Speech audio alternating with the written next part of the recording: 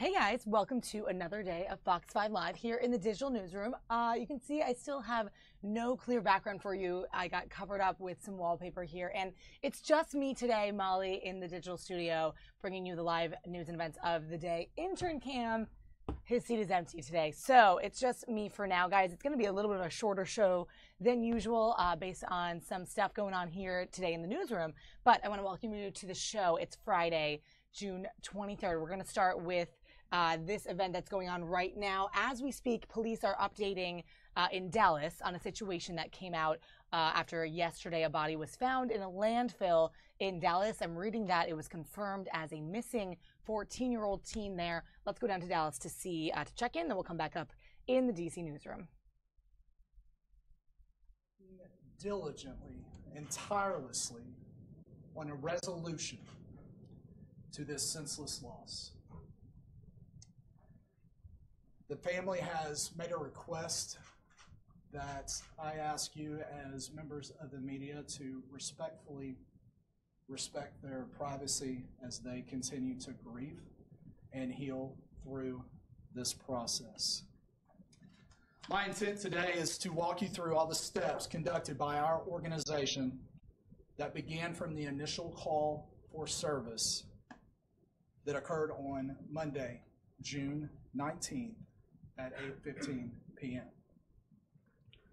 Officers responded to a missing person in the 1700 block of Oak Creek Lane. Officers initiated a report at this time and entered Caitlin into our local and national database as a missing child. At this point, no information led us to believe that Caitlin had been abducted or kidnapped. Some of the comments shared by the stepfather was they felt like Caitlin may possibly be playing at a friend's house. Later, Monday night, Caitlin's mother contacted law enforcement with a name of a friend that Caitlin may be staying with. We did not have an address to this friend. Officers followed up through investigative leads and were able to locate the apartment. Officers made contact with this apartment and were unable to locate Caitlin. As we continued our investigation throughout the evening, we followed up on all new information, including information provided to us by the family. Early morning hours on Tuesday, uniformed officers as well as our criminal investigation personnel began searching the complex for additional leads. These investigations continued throughout the day, At this point, we still had no information that led us to believe Caitlin had been abducted, or was at risk. Tuesday afternoon, we initiated the following alerts. A child is missing alert, which is an automatic phone call to the community. We sent a community message alert, most commonly referred to as Blackboard Connect. We posted bulletins of Caitlin on all of our social media sites. We partnered with the families in distributing bulletins across the HEB community with Caitlin's information on it. I realize that this community has several questions as to why the Bedford Police Department did not activate an Amber Alert on June 19th. And the simple answer is there are specific criteria that law enforcement personnel have to follow in terms of initiating an Amber Alert. For the viewers, I'm going to give you two websites. We have a Texas-based Amber Alert and we have a federal-based Amber Alert, both of which are very similar in nature. To reference the federal alert, you may go to amberalert.gov. To access the Texas Amber Alert, you may go to dps.texas, spelled out, .gov. If you scroll down to the bottom of the page in the left-hand corner, you will find a link to the Amber Alert criteria. For those of you present here today, I have made copies for you so you may take away the printout of the state's requirements as well as the federal requirements. Officers continued to work through the night on Tuesday. Wednesday, officers and detectives continuing to investigate and canvass the apartment complex. Wednesday afternoon, the Bedford Police Department was contacted by Arlington Police Department. Reference a body that was located in their landfill. Arlington Police Department notified our agency because they were aware of our missing child alert, and the body that they had found shared some similar characteristics. The Arlington Police Department and the Bedford Police Department worked together to process a very delicate crime scene. Tarrant County Medical Examiner's Office transported the victim to the medical examiner's office for an examination and positive identification. Officers continued to work through the nighttime hours on Wednesday. Thursday morning, officers and detectives continued working all possible leads, while other members of our criminal investigation division attended the autopsy that took place at the medical examiner's office. Thursday afternoon, we received information from the medical examiner's office that the body had positively been identified as Caitlin. We then began working this as a death investigation. Meanwhile, officers and detectives to continue to work all available leads. And during this entire situation, Bedford Police Department continued to stay in constant contact with the family, providing them the support they needed and information sharing.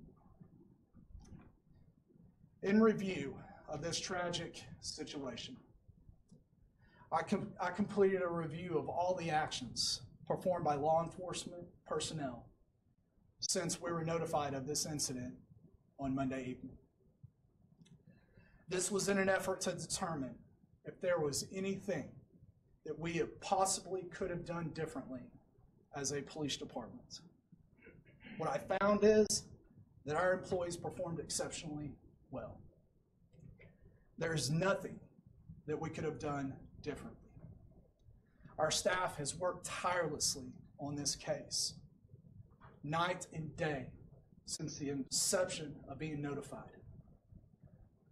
We are committed as a law enforcement organization and will work relentlessly of a resolution to this tragic loss. Our number one priority as we move forward in the Bedford Police Department is meeting the needs of a grieving family. We will continue to stand beside them every step of the way until this situation has been resolved. We will continue to use all of our resources, internally and externally, to find the answers that this family and this community deserves. We have partnered with the Arlington Police Department. We have partnered with federal agencies. We have partnered with the HEB Independent School District. Every single one of our partners have been extremely responsive to all of our needs and have worked with us hand in hand in a very sensitive situation. I realize that many of you were frustrated and upset with me for not having a press conference yesterday and delaying it to today. My intent of having it today was to provide you absolutely all of the information that I had. I also wish to provide you a cause of death, but unfortunately, I cannot. The medical examiner's office is still diligently working their investigation. And as soon as we have a cause of death, I will release that to you. I am here to answer questions from you.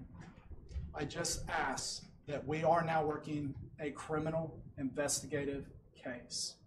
And to the integrity of that case, I cannot answer any questions that apply to the criminal investigation. I will take questions regarding the process and procedure of which we went through from Monday night up until the point that this changed into a criminal investigation. Yes, ma'am. What would you say to families all across North Texas who see this case and think of their own children and wonder if there's someone still out there who did this to Caitlin that could be a threat to their kids?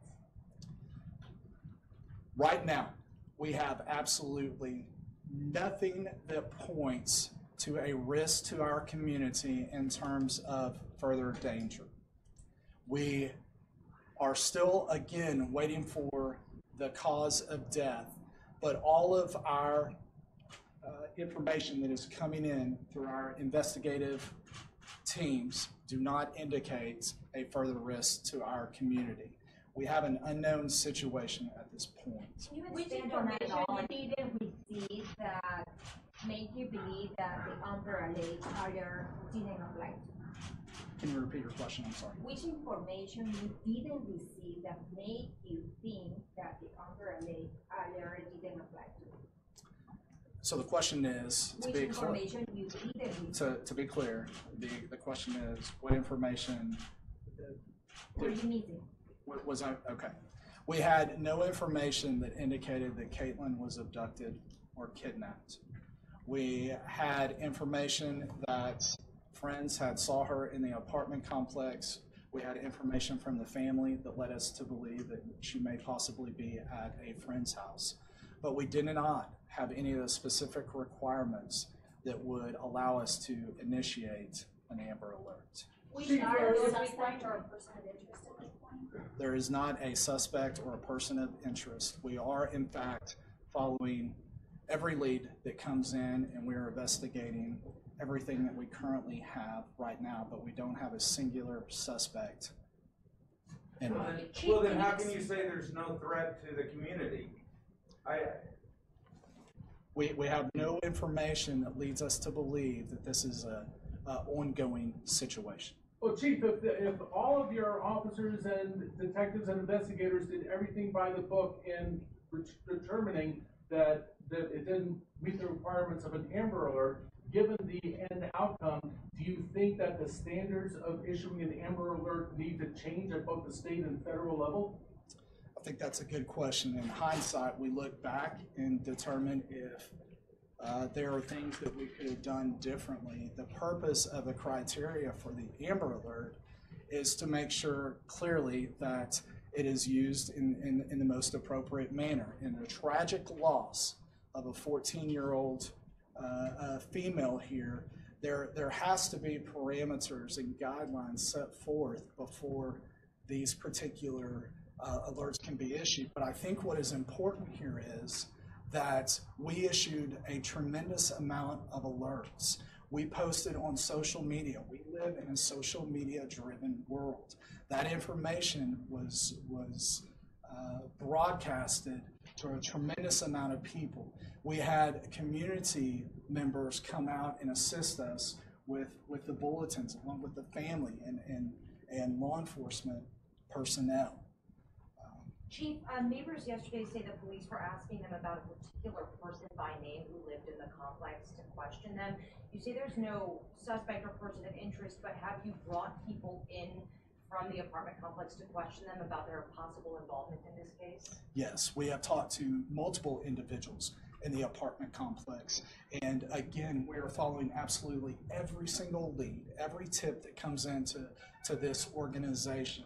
And any name that we get, we are following through to make sure that interviews take place to give us any information that would take us down a pathway to find the reason for this situation to occur. But nothing has led to any sort of arrests or a spotlight on one particular person? No, ma'am. No arrests have been made. No arrest warrants have been issued. Well, even though there wasn't enough criteria for the Amber Alert, the fact that her dog was tied up, she walked away, never came back, did that give you guys reason to at least ramp up the search? Absolutely, and we did in fact do that. We've had constant officer presence at this apartment complex in an effort to continuously canvass this area. This is a very large community. As I stated before, our CID personnel have been working out there canvassing this area. We've employed external help to also allow us to canvass this area in the swiftest way possible. Chief, you mentioned this is a death investigation but not a homicide investigation, or what's the difference? Let me clarify that for you. That's a good question. A death investigation and a homicide are not treated any differently in our organization. So all the steps that we would follow in a homicide, we are doing in a death investigation. As we do not know the cause of death, we are treating it as the highest priority we have. The ME has not released how Caitlin has died. Do you know, were there any obvious signs of trauma, anything to lead you to believe that this might be a homicide investigation? The answer to your question, your first question, is no, we don't have any signs of trauma. That has been released to us right now. We are allowing the medical examiner to do their job in giving them the space they need to give us the true, objective answers as to what they find in their examination. So unfortunately, I can't answer any trauma questions. We just simply don't know at this time. However, let me clarify too, because when we do get that information, we will be releasing that to you. So if you don't know, if a lot of it is an unknown situation, how are you so comfortable telling the community that there's nothing to worry about if it's that big of a mystery? What solid thing can you say to the community that gives them that word? Through all our investigative leads, we do not see anything that would indicate a repeat offender at this time. But it's still possible it could have been just a really clean crime because you just don't know yet, right? Because the medical examiner not. I can't deny that the possibility exists, sure. But what I can tell you is that we have every single one of our resources dedicated and continuously trying to figure out. Yes, sir. So what can you tell us about, I mean, because you have a body knife that was found in the landfill.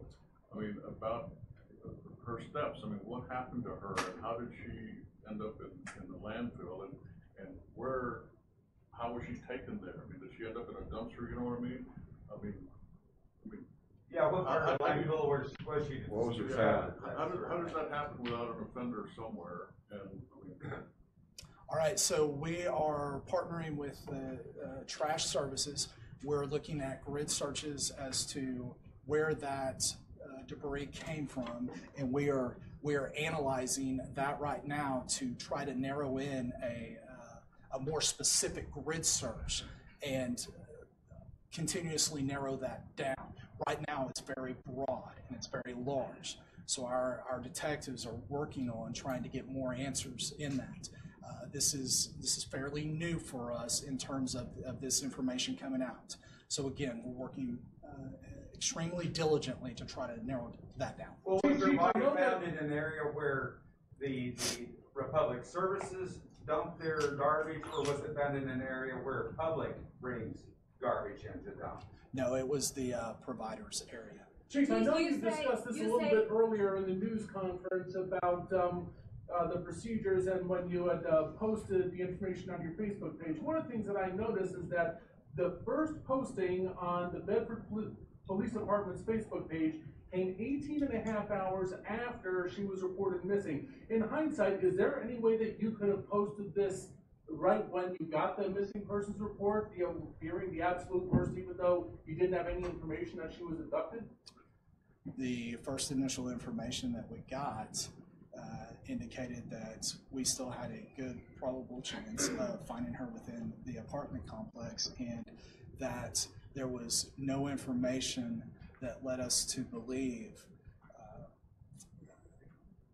or the information we had, we were still trying to investigate with officers going door to door and making sure that we had covered all of our priorities initially. At the point that our investigative leads were not giving us the information. All right, guys, well, we're switching sources on this press conference for just a moment, so we're waiting on this to swap out right now.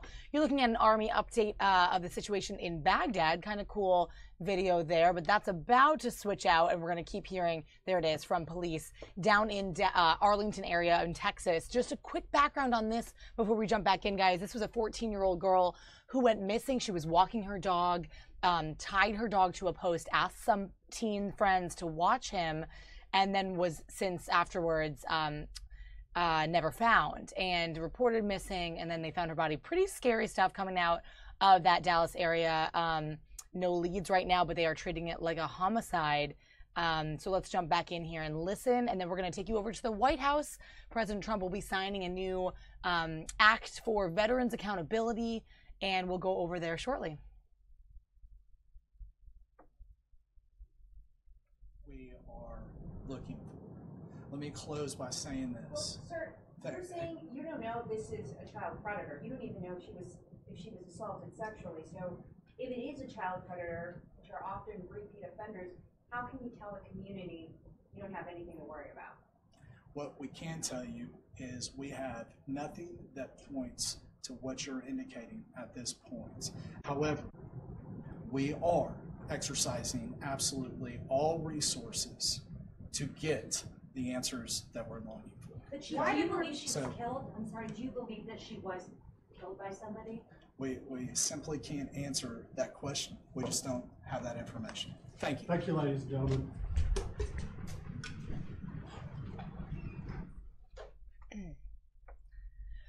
Wow, guys, so lots of questions still unanswered there in Dallas area. That was Dallas police talking about the missing girl who was later identified as the 14-year-old Caitlin who went missing. Her body was found in a landfill after the dog she was walking was tied to a fence and she was reported missing. So we'll kind of continue to follow that. Very sad story out of Arlington, Texas. The girl apparently wanted to attend Oklahoma University, become a Sooner, play softball there. She was only 14 years old. Definitely causing a little bit of a scare there. Looks like there's a little update. We're going to go right back down there. Information that I have is that the family has set up a GoFundMe page themselves. We will be posting that on our Facebook page. So if you want to keep an eye on that, when we get that and confirm that, we will put that out. And if you can share that with your viewers, readers, to help support this family in any way that the community can.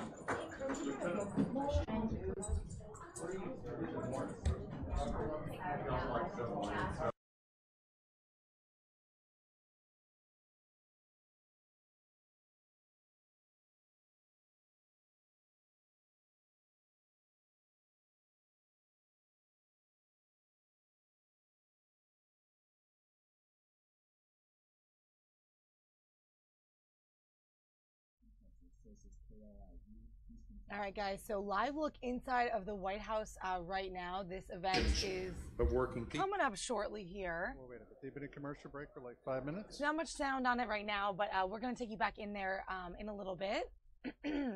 Right now, DNC Chairman Perez is speaking in Houston.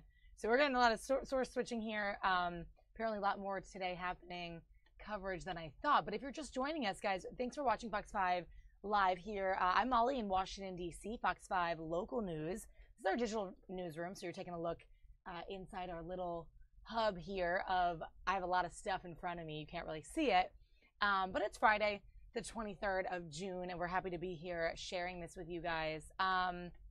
Let me know where you're watching from if you are watching and what you think about it. You can feel free to chat with us in that live chat box on the side of your screen, and click subscribe if you like our channel. You can catch me on weekdays at 11 a.m. here on the channel. So let's go down now to see the DNC chair speak. Not quite sure what this topic is, but we'll jump down to Houston, Texas, and then come back up to DC for this White House event.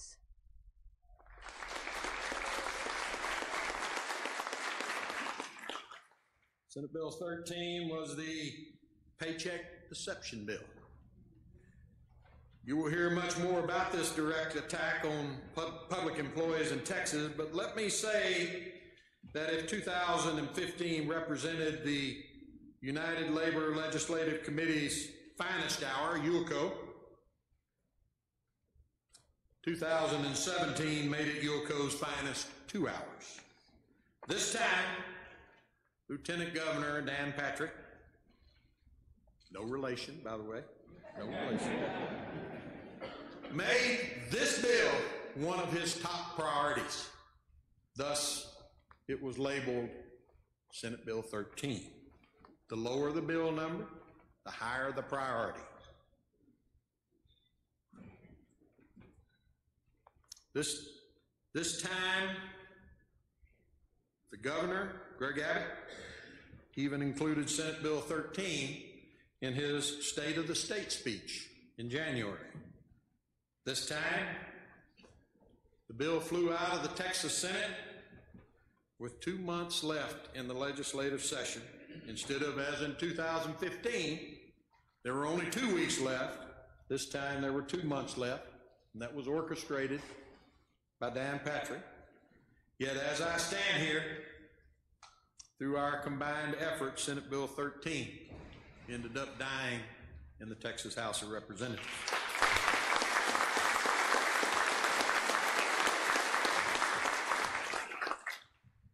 Also dead, Senate Bill 75, an equally direct anti-union bill that would have required parental consent for a minor to join a labor union.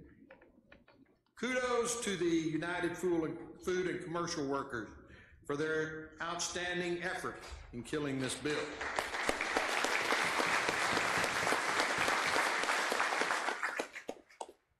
Just as dead, Senate Bill 452, which would have outlawed union-friendly project labor agreements funded by the state, even though no such agreement has ever really existed here in Texas.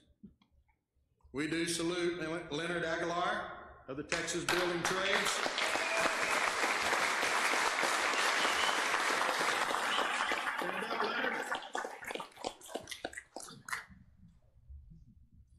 For his around-the-clock work against this anti-union piece of legislation. Now, none of our bill-killing successes or even the modest victory we enjoyed in supporting a Buy America bill for iron and steel on public projects, none of this happened by accident. We developed new resources alongside the AFL-CIO, including a unity table that brought unions and allies together.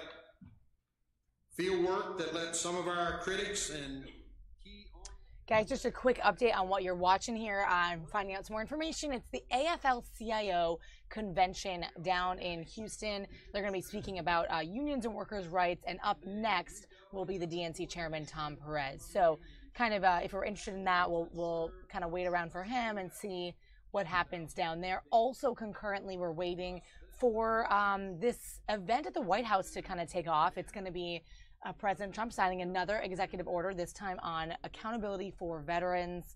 Lots of talk about veterans today, especially earlier this morning even. Laura Bush was speaking at an event here in Washington, D.C. About supporting veterans' transitions back to the workplace, sort of a summit of sorts on that. That was supported by and hosted by the George W. Bush Institute here in D.C. So we have a couple cool things to show you related to veterans. So next, President Trump will be signing that executive order. For now, we'll kind of stay here in Houston, where the DNC chairman, Tom Perez, is supposed to be getting up next to address the AFL-CIO convention down there in Houston. For now, you guys are watching Fox 5 Live. I'm Molly in the DC Digital Newsroom. Let me know what you think, and if you have any questions or comments, let me know in the chat, and I'll be able to chat with you there. Thanks for watching, guys. And we're singling out some new folks who weren't yet with the great stand in 2015, but who made a huge difference this year on Senate Bill 13, including our campaigns director, Jeff Rotkoff,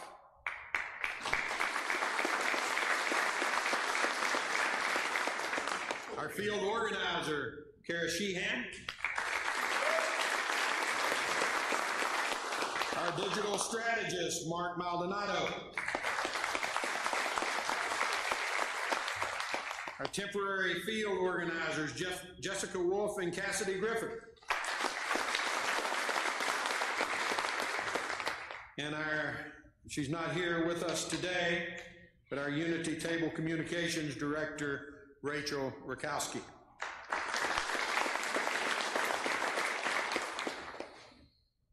So why can't we celebrate?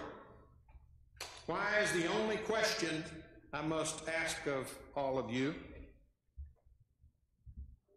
what have you done for me lately? As you know, Governor Greg Abbott has called the legislature back for a special session beginning July 18th. Now, the topics of that session will include, once again, the Paycheck Deception Bill.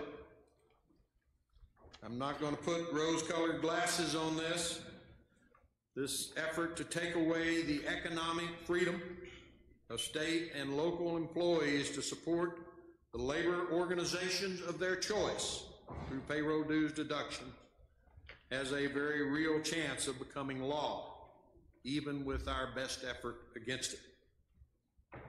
Unfortunately, we find ourselves right back at square one. But let's face realities. The vast majority of Texans do not care about Senate Bill 13. We do in this room, but the vast majority of Texans do not care about that bill. And I cannot claim with a straight face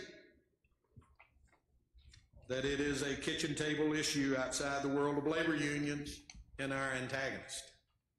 Moreover, Governor Abbott has included some very large topics that are a concern to all of Texans. Once again, the governor has included the special session efforts to rig the tax system for the benefit of the wealthy few, to take away from the cities and hinder their progress, to diminish the job security of teachers, enact private school vouchers, and monkey with elections. Yes, we've got our hands full in this special session. Special session is not just about a fight about labor unions. It is a war for a better future.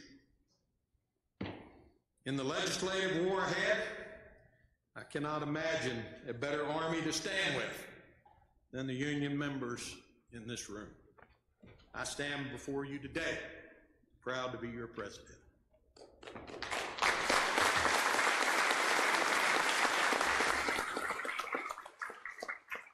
You will touch on many topics besides the legislature as you make policy during this convention for the Texas AFL-CIO for the next 2 years.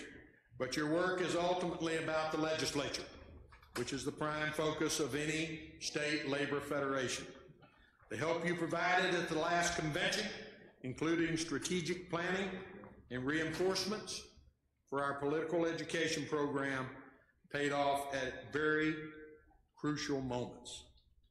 We have to fight again, and soon. I have confidence each and every one of you will step up and shine. Let's have a great convention.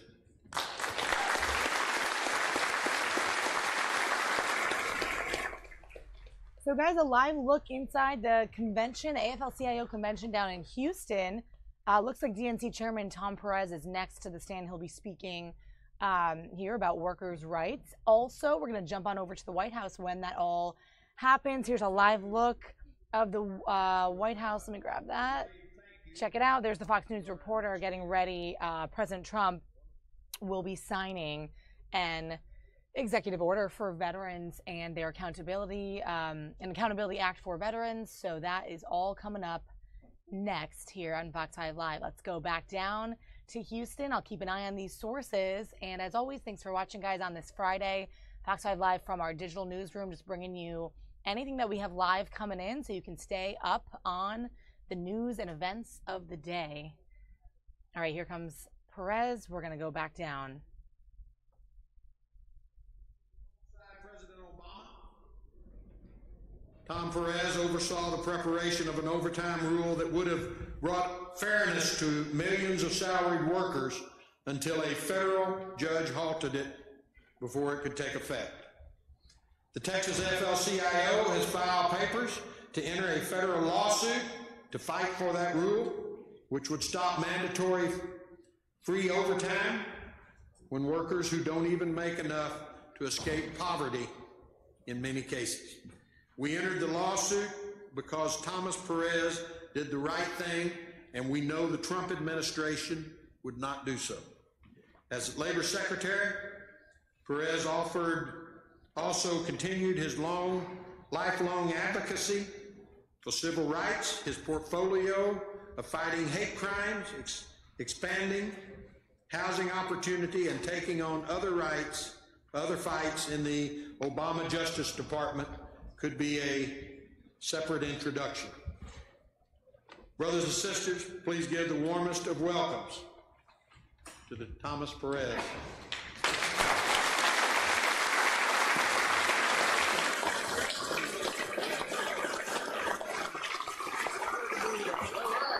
Good morning.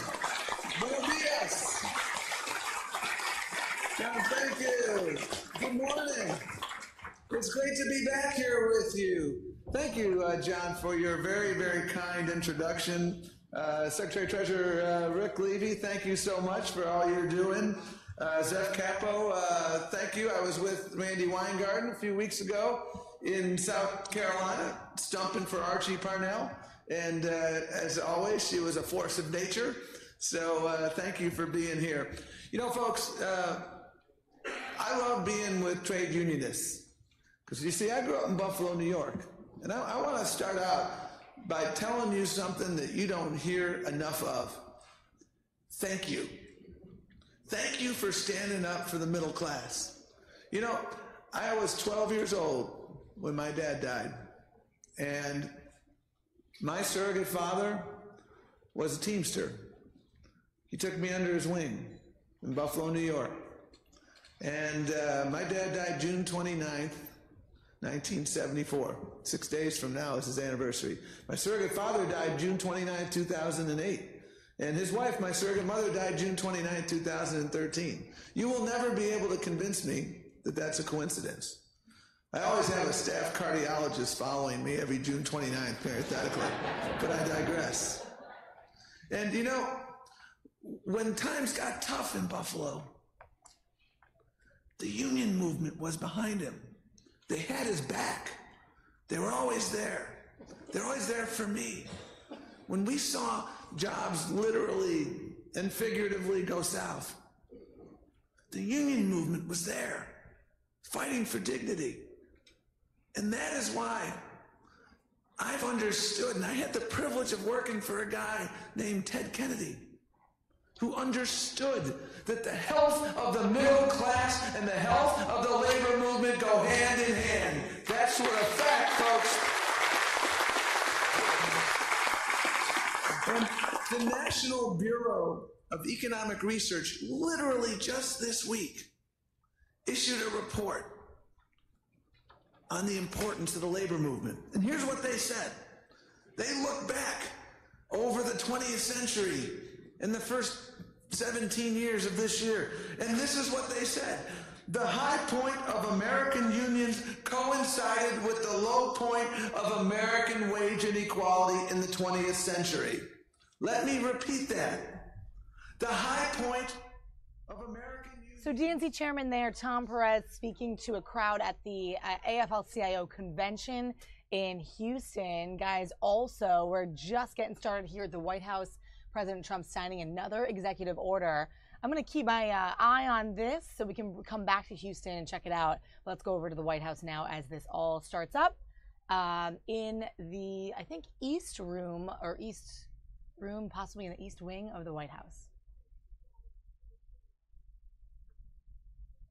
Sergeant Berardo served with didn't return home. It was in 2010 that he was severely injured in an IED blast. He lost an arm, a leg, and 40% of his body had burns over it. He wasn't expected to survive the medical flight, but he did, fortunately, thanks to really what may be described as a miracle, and certainly the support of his amazing wife, Sarah. 110 surgeries and years of therapy. Michael's able to join us here today. And it's veterans like Michael that are the reason that the VA exists. It's why when I had the privilege of sitting in my office not too long ago with Michael and Sarah talking about their experience, that it was really heartbreaking for me to hear their story, because the VA had failed Michael. He had to jump through one bureaucratic hoop after another just to try to get the services that he deserved and he had earned. In one situation, he had to wait 57 days just to get his prosthetic leg fixed. He had to wait 3.5 years to be able to get the type of adaptions for his home that he needed to be able to live comfortably in his home. I'm pleased to say he's waiting no longer. Unfortunately, Michael's story isn't unique, and that's the reason why we're so focused on fixing the VA and reforming the VA. The President and I are committed to fixing the VA and tackling the challenges that have been within the VA system for decades.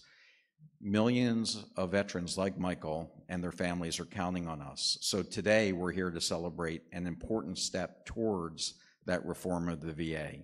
I'm thrilled that Michael and his wife Sarah are here with us today. They have 2 daughters in their home in North Carolina, and I think, as you'll see, expecting another very soon. Michael and Sarah, thank you for your service and sacrifice. You inspire all of us to do better. Ladies and gentlemen, please welcome Sergeant Michael Berardo and Sarah.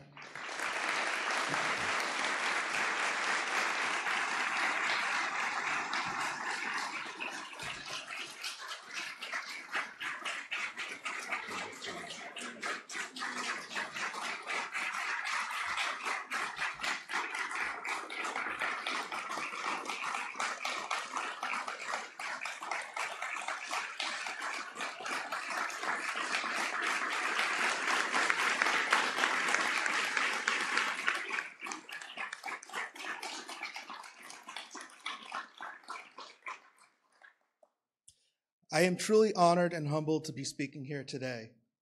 For as long as I can remember, I wanted to serve my country. And in the summer of 2009, I had the privilege of deploying as an infantryman with the 82nd Airborne to conduct combat operations in southern Afghanistan.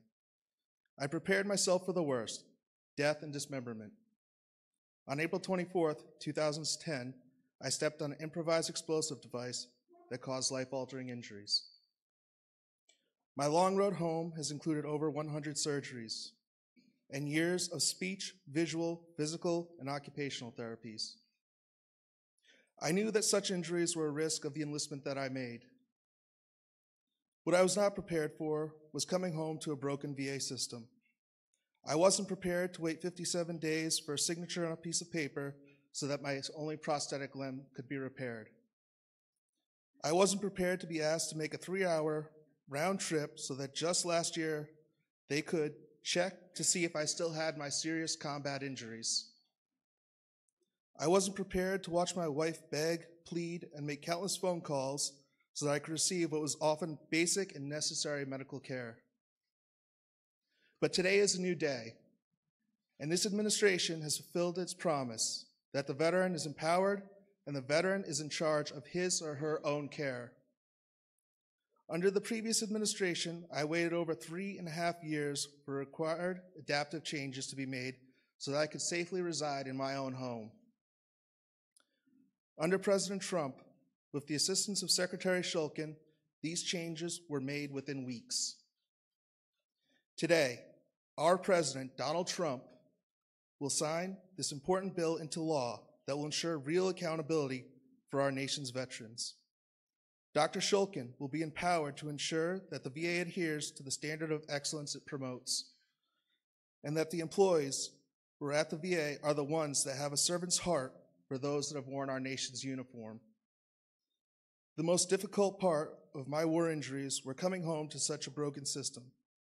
Thank you, President Trump and Secretary Shulkin, for ensuring that we are not forgotten and that we will receive the care we need and deserve. Thank you.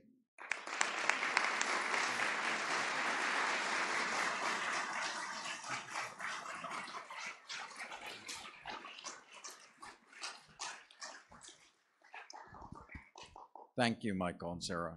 I want you to know you're the reason why we're working night and day to make sure that we get this system working better, and we're not going to stop until we do better for families like yours.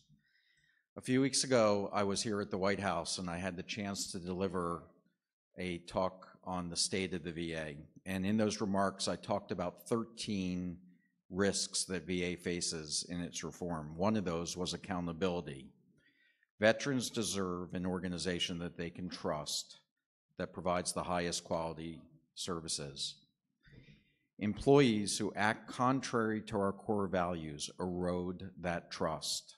And there's nothing more demoralizing to our workforce and to veterans when VA is forced to take employees back who have deviated from those values. I've talked about examples of employees who had 3 driving under the influence arrests, employees that taking care of veterans while watching pornography, and a system that allows this is clearly broken. We won't be able to accomplish any of the reforms that we need to in the VA if we don't get the right people in place. The Veterans Affairs Accountability and Whistleblower Protection Act is going to make it easier and quicker for us to hold our employees accountable while protecting our employees' rights to due process. The bill also gives us the additional flexibilities when it comes to hiring. It dramatically reduces the time that it takes to be able to put strong leaders in place in these important positions. I want to thank the members of Congress that are here today. This was a bipartisan effort. This was your leadership that allowed this to happen, and of course the President will be able to sign this because of the work that you've done. I also want to thank our veteran service organizations who are in the audience today, because your constant support to do the right thing for our veterans is so important for us. Over these past few months, we've accomplished a lot at VA.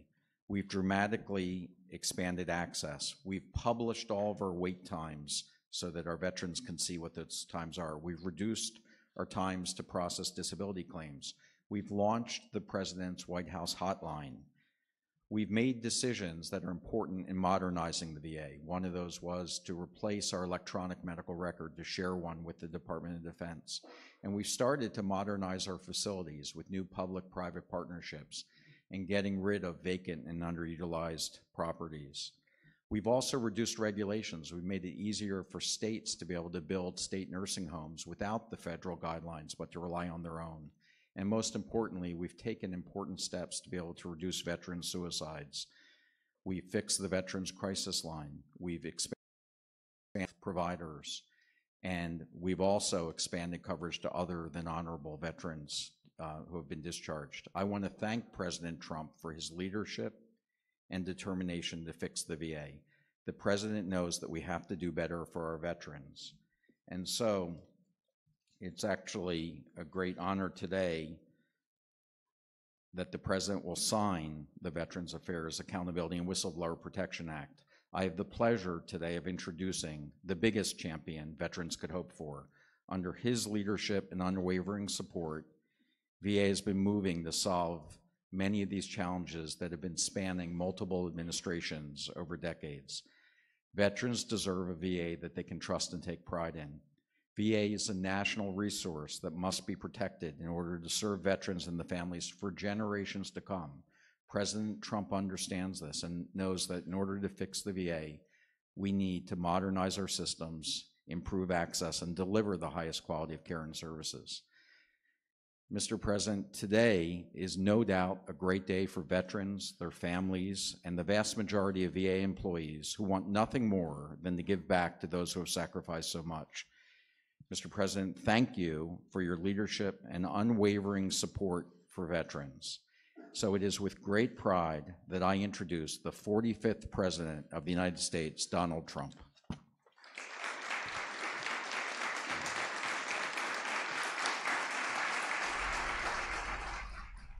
All right, guys, you are inside the East Room of the White House here, just introducing Donald Trump. Here he comes, the president, to sign this executive order for veterans today. Let's listen in.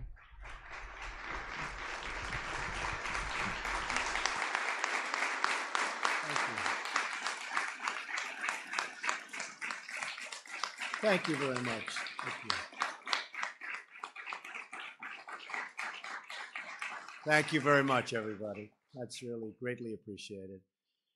And thank you to Secretary Shulkin for that introduction and for your really tireless efforts, David, to protect those who have really been protecting all of us for so long.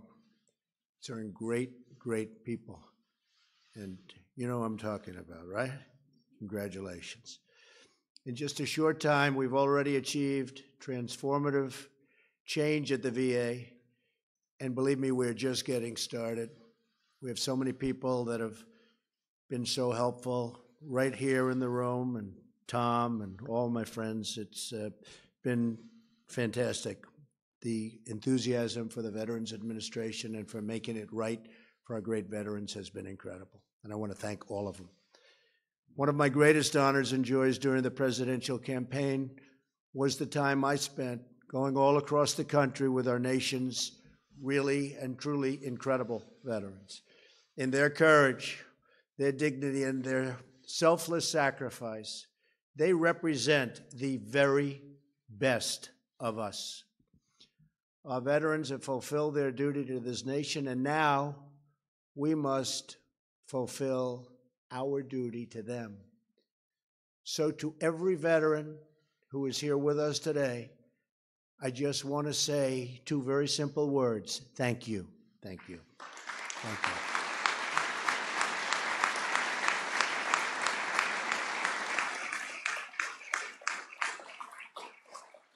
you. You are the warriors and heroes who have won our freedom, and we will never forget what you have done for all of us, ever. As you all know, all too well, for many years the government failed to keep its promises to our veterans.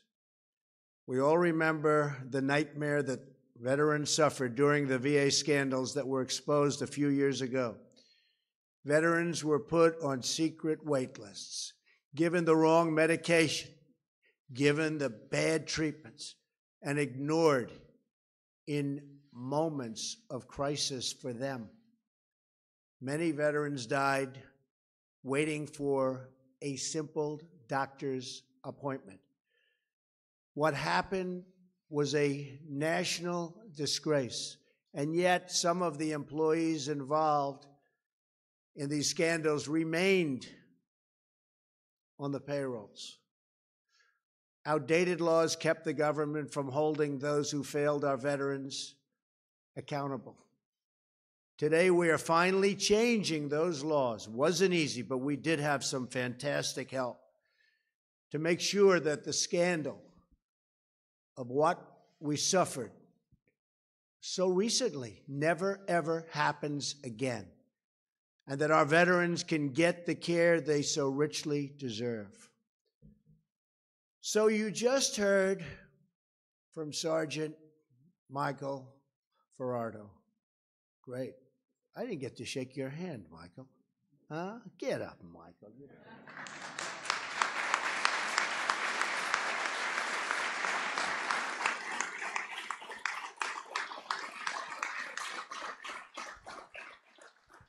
He gets up better than I do.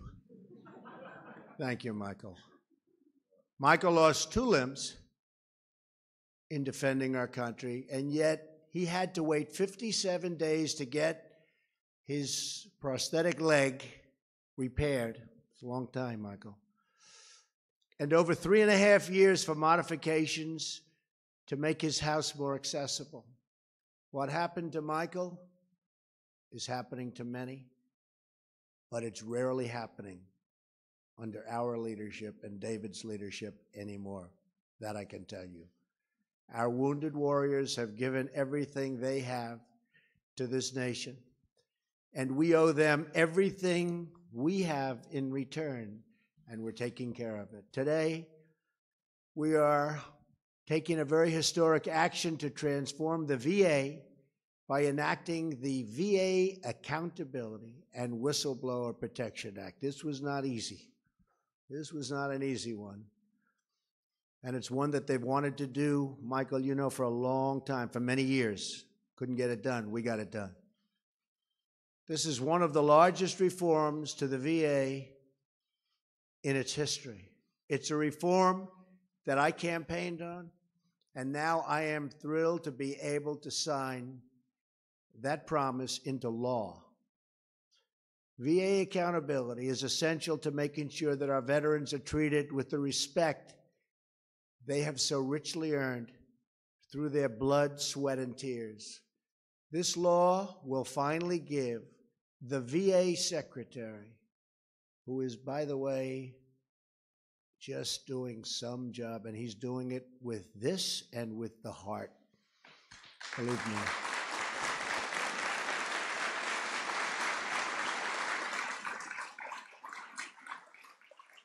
It gives the Secretary the authority to remove federal employees who fail and endanger our veterans, and to do so quickly and effectively. It's been a long time since you've heard those words. Those entrusted with the sacred duty of serving our veterans will be held accountable for the care they provide. It's a big statement. At the same time, this bill protects whistleblowers who do the right thing. We want to reward, cherish, and promote the many dedicated employees at the VA. This legislation also gives the VA Secretary the authority to appoint new medical directors at VA hospitals, something which was almost impossible to do in the past. And these are going to be talented, talented people.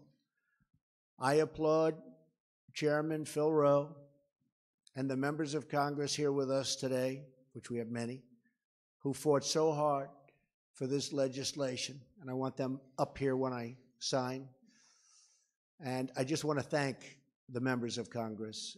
They have been really dedicated to getting this done. It was not easy for them either. Thank you, thank you, thank you, everybody. Thank you, thank you, thank you. Now, very sincere gratitude as well to the veteran service organizations who have joined us for this tremendous occasion and for everything they do for the veterans and for so long. They've been fighting for this and other things so long. And by the way, other things are happening. We've done a lot. This is a big one. We have a lot of good ones coming. I also want to express our appreciation for Secretary Shulkin, who is implementing the dramatic reform throughout the VA. It's got to be implemented. If it's not properly implemented, it will never mean the same thing, but I have no doubt it will be properly implemented. Right, David? Better be David.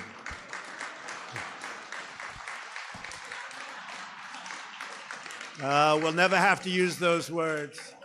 We'll never have to use those words on our David.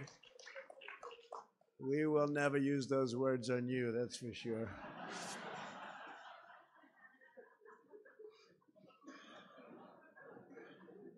That one never fails, does it, Tom? Since my first day in office, we've taken one action after another to ensure our veterans and make sure, I have to make sure, that they get world-class care and the kind of care that they've been promised by so many different people for so many years. We've created a new Office of Accountability at the VA, which will empower and really has been empowered by this legislation. We've launched a new website that publishes wait times at every VA hospital. We've delivered same-day mental health service at all 168 VA medical centers. That's a big operation when you think of it. We've announced that the VA will finally solve a problem that has plagued our government for decades, seamlessly transferring veterans' medical records from the Department of Defense to the Department of Veteran Affairs. Now,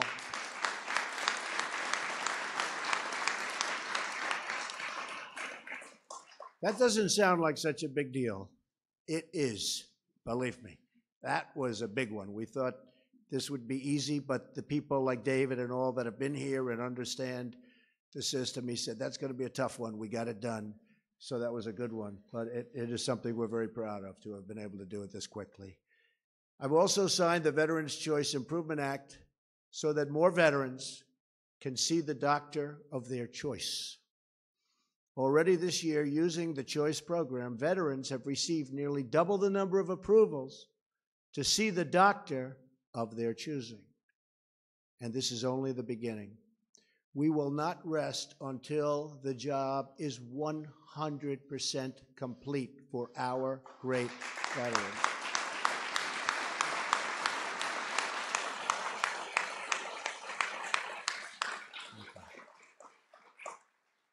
We can all be inspired by the story of a retired Air Force veteran named Earl Morse, who served as a physician's assistant at the VA centers in Ohio and Indiana. 13 years ago, Earl began asking his patients if they planned to visit New World War II Memorial, which is beautiful, right here in Washington, D.C. Nearly all said they planned to visit, but when he saw these patients at their next appointment, almost none of them had made the trip. One day, he had an idea. Earl is a private pilot. He asked one of his patients, who was a World War II veteran, if he could fly with him to the memorial. He was so honored to do it. The 80-year-old veteran wept, openly cried. He never imagined he would see that beautiful monument to his service. That is how First Honor Flight was born. Honor Flight. Very beautiful thing. Since then, over 100,000 veterans have been greeted with cheers of gratitude as they arrive in our nation's capital. We want all of American veterans, all of them, every one of them, to experience and to at least have the opportunity to experience that same gratitude every time they walk into the VA. That's what today is all about. Keeping our promises to those who have kept us free, kept us happy, saved our lives, and saved our families. So I just want to thank you, our incredible veterans. We stand with you, we salute you, and with this new legislation, we strive to better support and serve you every single day. Thank you, God bless you, God bless our veterans, and God bless America. Thank you very much. Thank you.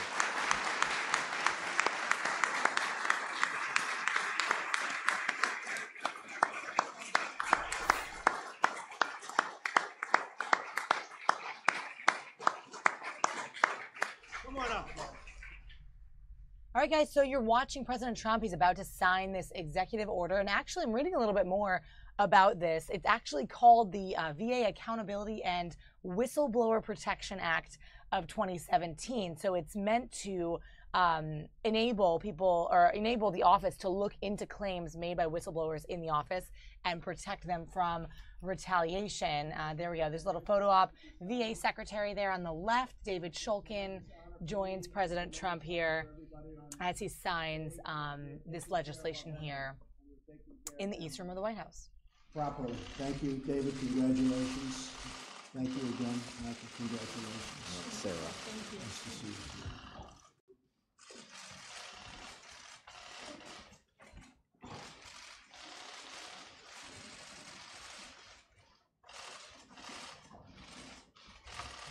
Good.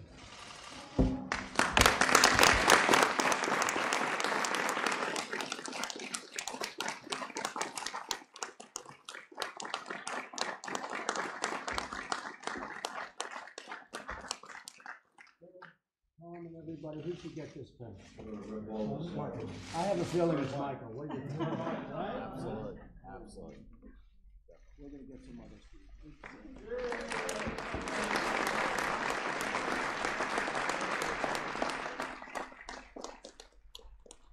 So there it is, guys. I'm joined by Amber here in the newsroom, the digital newsroom. Intern Amber, she just turned 21 yesterday, so she's here to help me out for the day. But we're continuing to watch here. President Trump thanking the audience. He's going to sign, I believe, or maybe he just sat down and signed it right there. You can see everybody Snapchatting it. I think he already signed it, considering he handed someone the pen.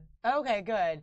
So again, legislation here designed to protect whistleblowers, but also making it easier to fire problem employees within the Department of Veterans Affairs. So that is what you guys are looking at here. Kind of a short little ceremony here. Also going on. Well, let's finish this out to see if he says anything else.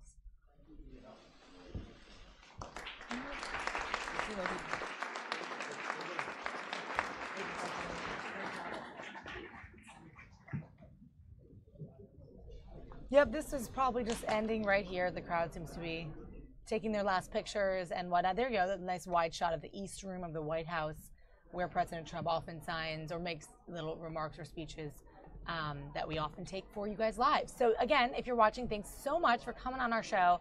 Today, it's Friday, June 23rd, guys. We're going to jump around to some other stuff that's going on in the city. Let's go back locally now. Maybe some of you guys, if you are around the D.C. area, have heard about this. Former Councilman Jim Graham passed away last week, and today he will lay in state at the Wilson Building before he is buried. And there's an official ceremony at a church up on Harvard Street Northwest in Washington. Right now, we have a camera at that ceremony, and actually Muriel Bowser from DC is up at the podium now speaking about Jim Graham, always known for, he was a Ward 1 councilman for 4 terms, and was known for wearing his colorful bow ties. People were asked to wear bow ties at the ceremony out of respect. So let's hear from Mayor Bowser. She's speaking right now. Jim Graham would speak up. He would show out sometimes too, as we all knew Jim. And he was very passionate. Jim Graham was loved by tenants and tenant advocates and developers too. He knew that being in public service was a balance, and those who were smart like he was, and he had a fierce mind, those who knew how to do the work and be strategic with partnerships, had to do the work and do the work for the people. I was struck, and I never knew why, but Jim Graham included me in a number of his sobriety celebrations. There we would go to the CC&V, surrounded by people like all of us, imperfect, but trying every day to be better. Jim was just like that, imperfect, but trying every day to be better. And that is why I was proud to call Jim a friend. He served the poor, he served people who had lost hope. He fought for things that when we look back on it don't seem that significant, but certainly are, like removing graffiti and making sure we had express bus services. In some ways, people are going to remember Jim not only as the first gay Democrat on the council, but some even think he might be the first Latino member of the council. Because Jim Graham fought for the causes of the Latino people. I would fight with Jim because he said he represented the most Latinos in the district. And I said, no, Jim, I do, from Ward 4. And then we would fight over our border between Ward 1 and Ward 4.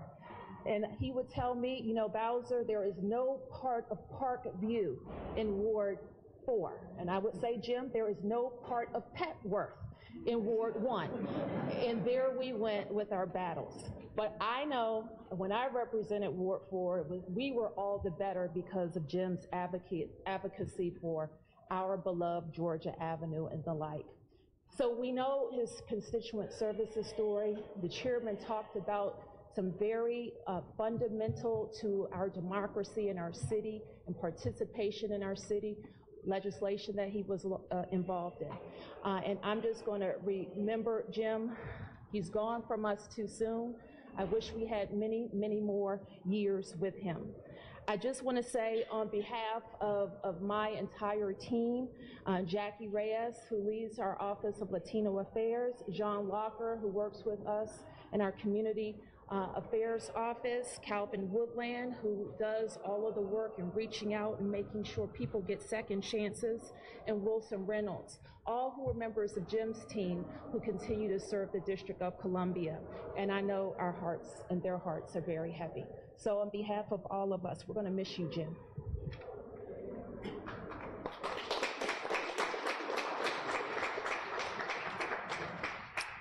Thank you, Mayor Bowser. We'll now hear from Janie Boyd.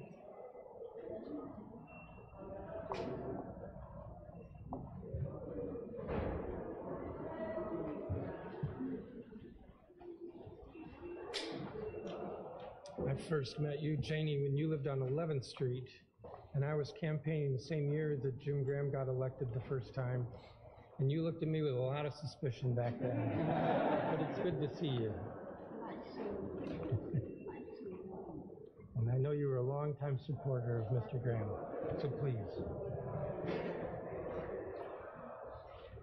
Well, I'm standing here today in sorrow, but I'm happy to say that the former council member have done so much for Ward 1 and other areas too, because for those of you who don't know that it's committees on everything, and he had to vote with other people from other sections of the town. So a job well done. I'm happy for every minute I spend working with him for the constituents of Ward 1. I'm a proud one resident, and I'm still moving. And I don't know what to say other than we love you, Jim, and I miss you. And we will carry on. We will carry on. And I want to thank you. I'm not going to preach today because it will take 3 weeks to hear my sermon. But thank you.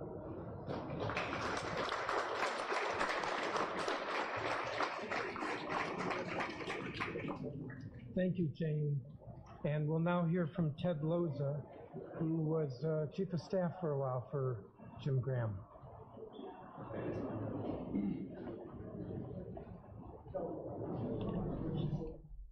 So guys, once again, we're watching this celebration as former DC Councilman Jim Graham lays in state at the Wilson Building.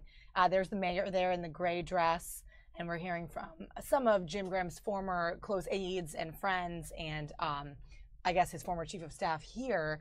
After this ceremony, he will be transported to the church, where there'll be more of an official funeral service at All Souls Unitarian Church here in DC.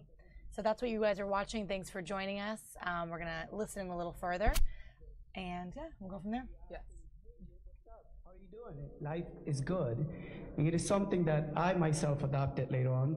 I remember one of our former mayors, who's not here today, you know, he told me, you look, act, you know, breathe all of Jim Graham. And yes, of course, why not?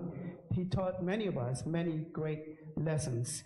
You know, Mayor, when I heard you in your eulogy, you mentioned some staff. This is just, you know, we in the staff of Jim Graham, one of them was left out, who's here right behind us, Cedric Mohammed, who now works for Council Member Vincent Gray. He's also a great warrior for constituent services.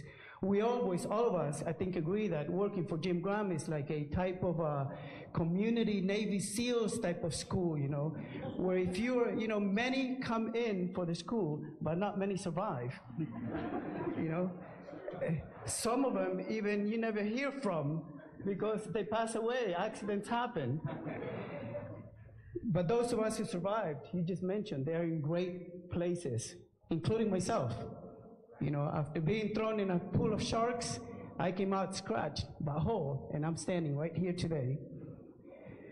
So I want to say that, you know, Jim, all the way from Wishaw, Scotland, to Hyattsville, to Michigan, to Uruguay, to San Salvador, El Salvador, to Addis Ababa, the great land of Abyssinia that once occupied most of Africa. Jim is somebody that's known across not only Ward 1 and the District of Columbia, the great capital of our wonderful nation, but across the world. El Salvador, 2 years ago, named him an honorable friend and citizen of the nation by the entire assembly of that country. And that's an honor only reserved for career diplomats, ambassadors, or presidents who contribute mightily to that nation. This was the first exception ever, and it was given to Jim Graham.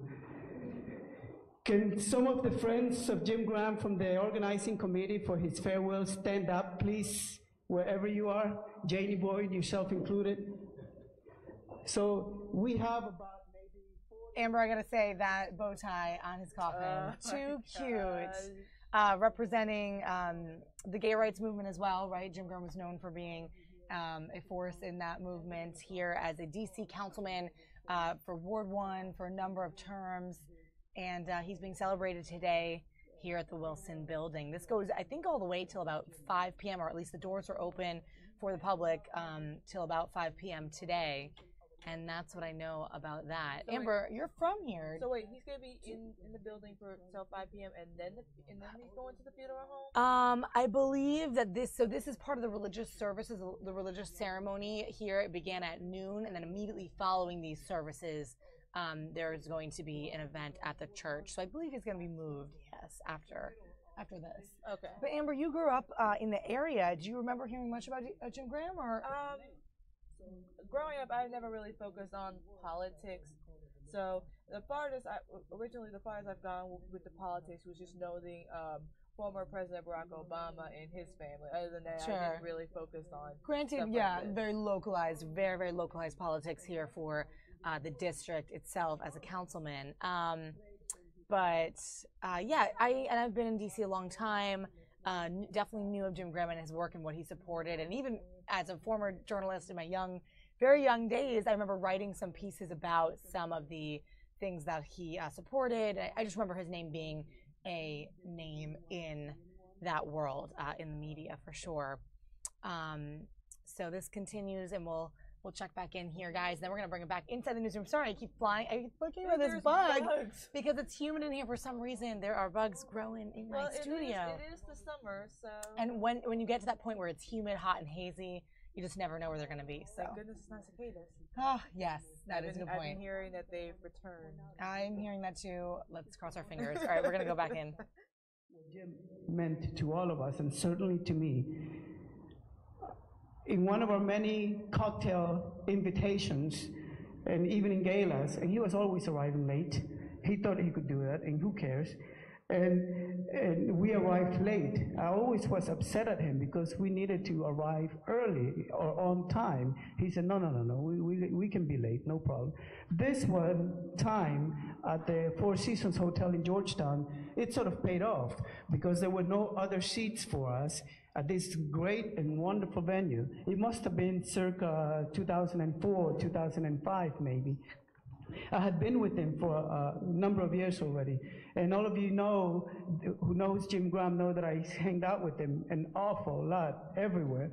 And so we arrived, and there were no other places, and they had 2 seats at one of the head tables. And here next to us is a Supreme Judge sitting next to us. And then to the other side is another celebrity, and another, and another. And it was a wonderful thing, you know, and he saw me a little nervous. And to me, I was nervous, yes, because it was a great event.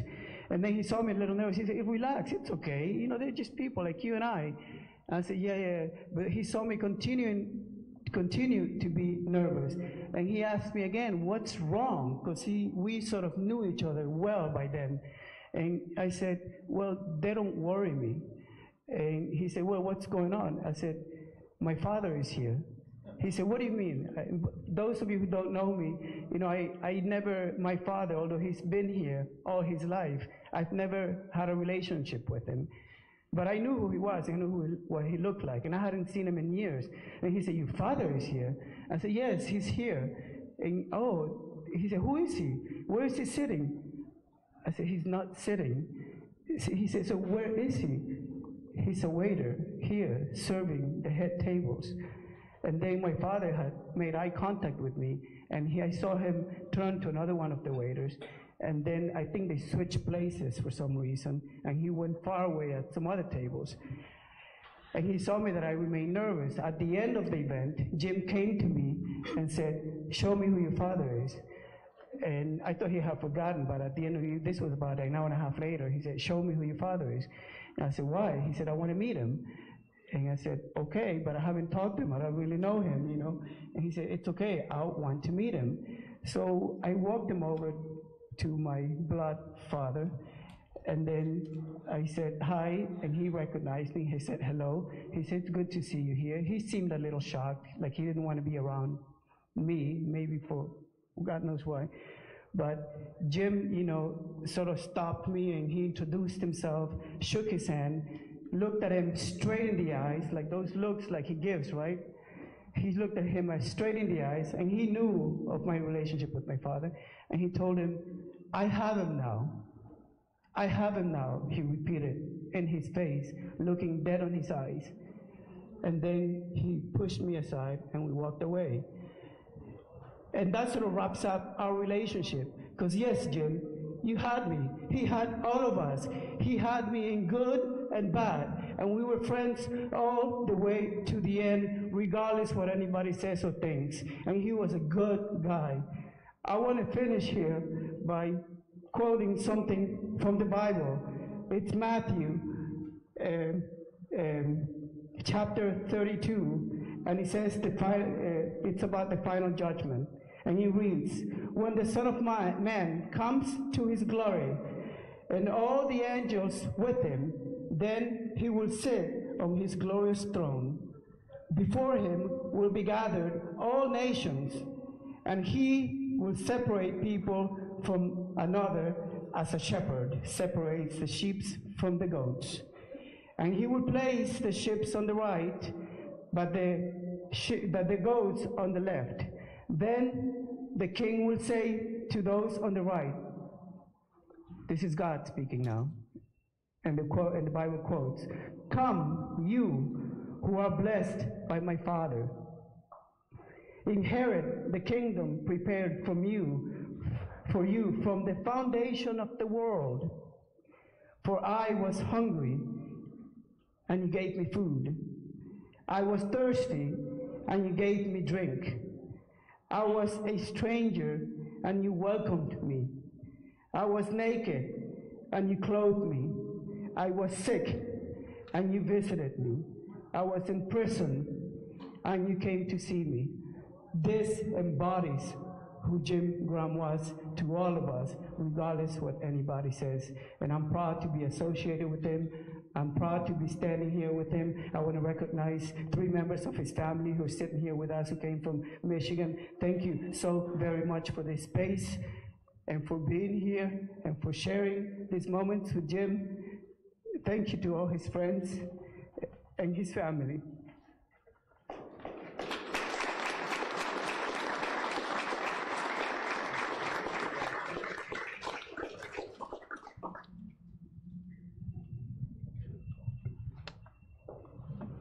Thank you, Ted.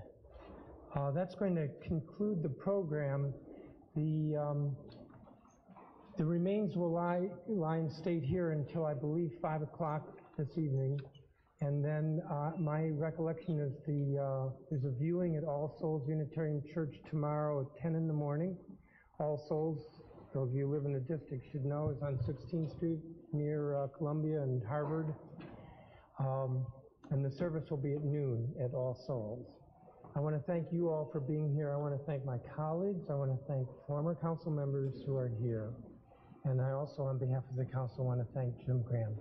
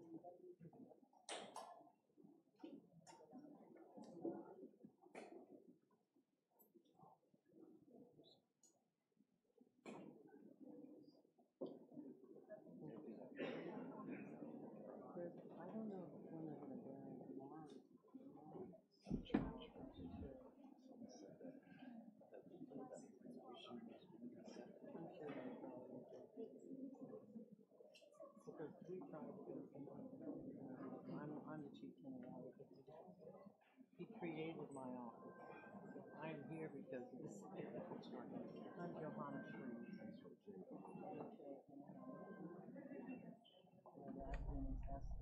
So guys, as you know, we're watching this celebration of Jim Graham's life. He was a DC councilman for a number of years in Ward 1, also known for leading Washington's largest gay men's health clinic at the height of the AIDS crisis. Did you know that, Amber? No, I didn't. Way back when.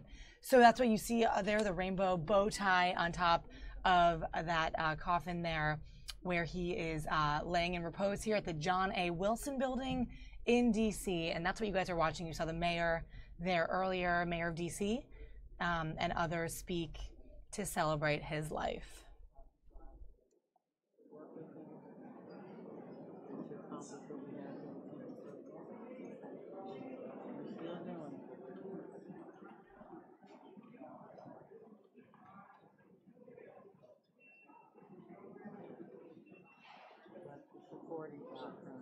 People like Councilman Shea, Councilman Evans, all of those guys, they backed some very, very tough changes in real estate. So it's made a difference in the affordability question, although there's still a challenge. But he's given credit to that. I know everything else. I issued a statement, which will be in the post tomorrow. Vince Ray, the chairman of the city council,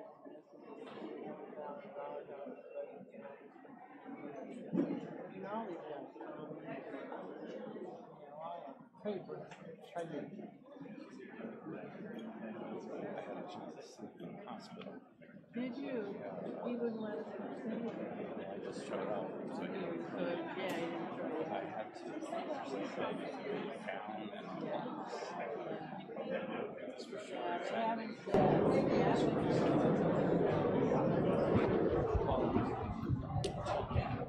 That concludes our coverage, folks. Thanks for tuning in. We're at the Wilson Building to the final farewell to former DC Councilmember Jim Graham, Ward 1, here in DC. Thanks for tuning in. That was the voice of Bob Barnard, guys. He's down there at this celebration here of Jim Graham. Always on the ball. Bob always stays late and just covers these events helps us with the web here. So we'll see a lot of him in the coming days and weeks, of course, as well. Thanks, Aurelio, for watching. And Jehovah Says, good to see you guys. Molly and Amber here in the studio. As this concludes, we'll just kind of watch the end of this video before we take it back into the newsroom and see what else is going on here in DC and across the nation and the world today.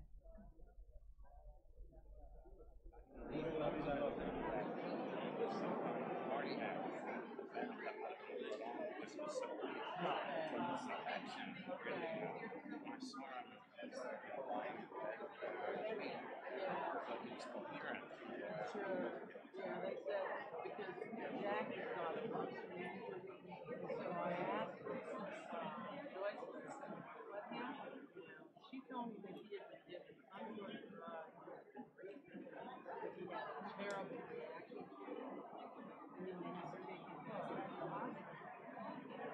Yeah, but I think something happened when he was in that place. That's what his friend said.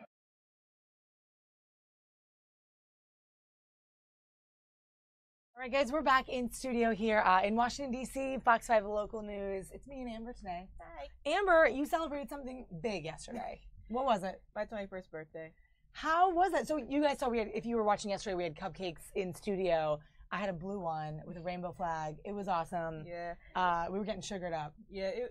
My mom bought cupcakes from, I think it's called Georgia Avenue Bakery or something like that. Cool. So she bought several cupcakes. One dozen that said happy birthday, and then another dozen that had like a little pony unicorn theme. Oh my gosh, yum. And then you celebrated with your family? Yes. As soon as my mom picked me up from the metro, we immediately went out to a hibachi restaurant. Ooh, that's very lavish. I love it. So yeah, we might be doing something tomorrow. We're still trying to figure that out. Cool. Good. Well, good to go into the weekend with a happy spirit and a new 21-year-old right here, guys. If you guys are watching, let me know where you're watching from. I'm really curious to see where everybody is. Mom, if you're on, hey. Hey, Mommy. Say hi to your mom, too.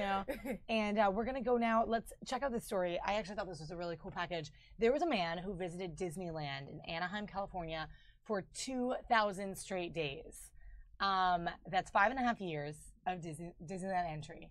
Wow. Yeah. That's all you can say is wow. So you can't really describe it until you see this package. So check out this video here first.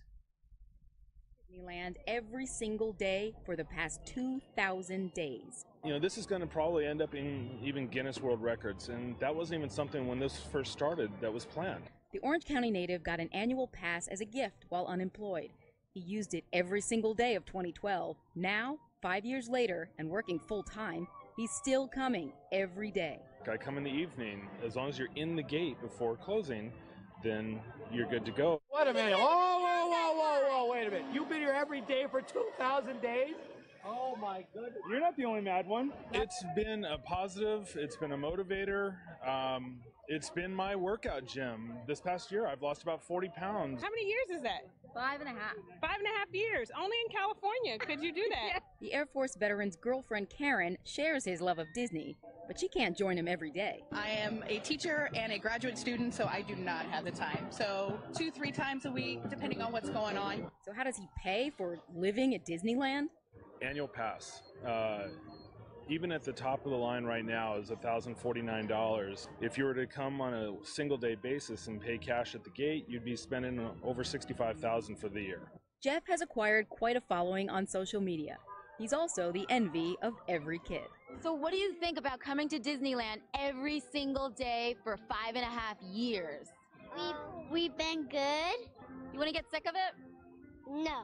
That would probably be really exhausting, but really fun. It brings back reflection along with looking to the future, kind of like what Walt had planned out. In Anaheim, Lauren Savan, Fox 11 News. All right, so Amber, what do you think about that? I mean, in a way, that's kind of like a goal. That's crazy, but it's amazing crazy because he gets to go every day. He doesn't get bored, and Disneyland's always building new stuff, so it's just like more stuff for him to enjoy. Sorry, I cut you off. I most noticed, I thought the money was a really interesting aspect. He paid $1,079 for the year pass. If you go day by day, he added it up. He said $65,000 for the year if you go day by day. And I actually miscalculated that. In our editorial meeting this morning, I was talking about the story. I thought he was saving something like $15,000. I thought it would have been about 16, but it turns out it would be $65,000. So he saves so much money to get that annual pass. And for a lover of Disney, I mean, I thought it was cool how he quoted Walt Disney and talked about his weight loss. I think it's a neat story. That is great.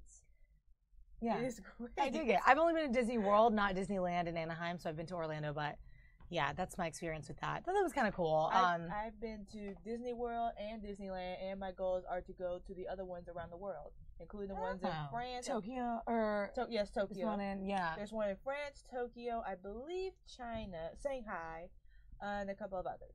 Oh, Hawaii. Awesome. Guys, let me know what you think on the chat. We are going to go now to a video from earlier today. Laura Bush was speaking at an event. They called it Stand 2, and it was the George W. Bush Institute hosting this summit, focusing on veterans' transition to the workplace, to life here back home. This kind of goes hand in hand with the executive order that President Trump signed today. So let's go over to that video from earlier today. At the Department of Veterans Affairs. Thank you for joining us today, and thank you for your commitment to serving our military spouses and families. A special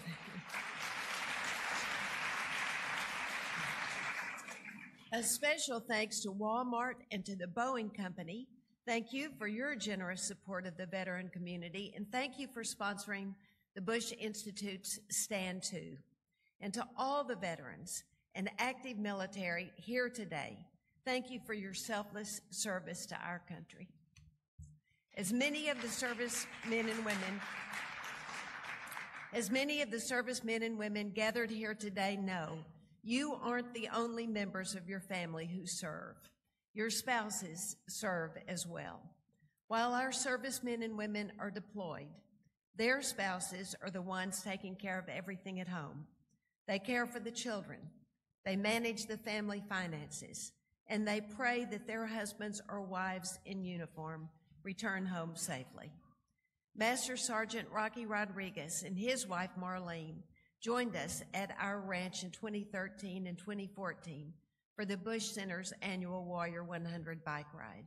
When Marlene talked about Rocky's years of service in the Air Force, she said, we served 25 years.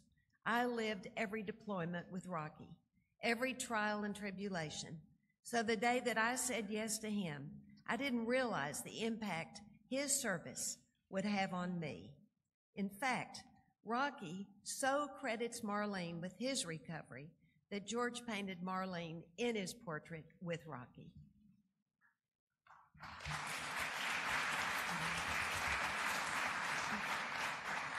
That's why it's so important to make sure that while our servicemen and women receive the support they need when they come home, that we care for their spouses and families too. Today we're discussing ways to improve veterans' transition to civilian life in the areas of wellness, education, and employment. While there are over 4 million post 9/11 veterans, there are 8.10 million family members, and we must consider how we can support their transition as well. All caregivers hope for their families to be in good physical and mental health, but as veterans transition to civilian life, they often deal with the stresses of uncertainty and finding new meaning in their lives. Visible wounds, post-traumatic stress, and the lack of stability make veterans more susceptible to issues like depression, addiction, homelessness, and even suicide. And of course, when one family member is suffering, the entire family suffers, leading to an increase in the risk of behavioral issues, anxiety, and depression in military children, too. Just as veterans need good health care when they return home, caregivers need access to quality care for themselves and for their children. 66% of military families say they have difficulty finding good and affordable child care. And this is one of the reasons why military families are 27% less likely to have dual incomes, and why 21% of military spouses who want or need to work are unemployed. 15% of military caregivers spend 40 hours a week at home caring for their veteran, and often spend even more time caring for their children when child care is unavailable. In order to ensure that our caregivers have the opportunity to find meaningful work and contribute financially to their household, we need to ensure that caregivers and family members are eligible for the same transition services that are offered to veterans through the government and through the nonprofit community.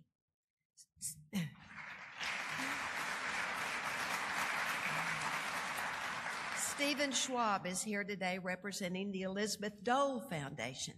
The Elizabeth Dole Foundation's mission is to create an America where military caregivers are empowered, appreciated, and recognized for their service to our nation. Through their Hidden Heroes caregiving community, caregivers around the country can access a digital forum where they can find emotional support for themselves and their families, and where they can learn from other caregivers, and where they can discover resources and programs that are available in their own communities.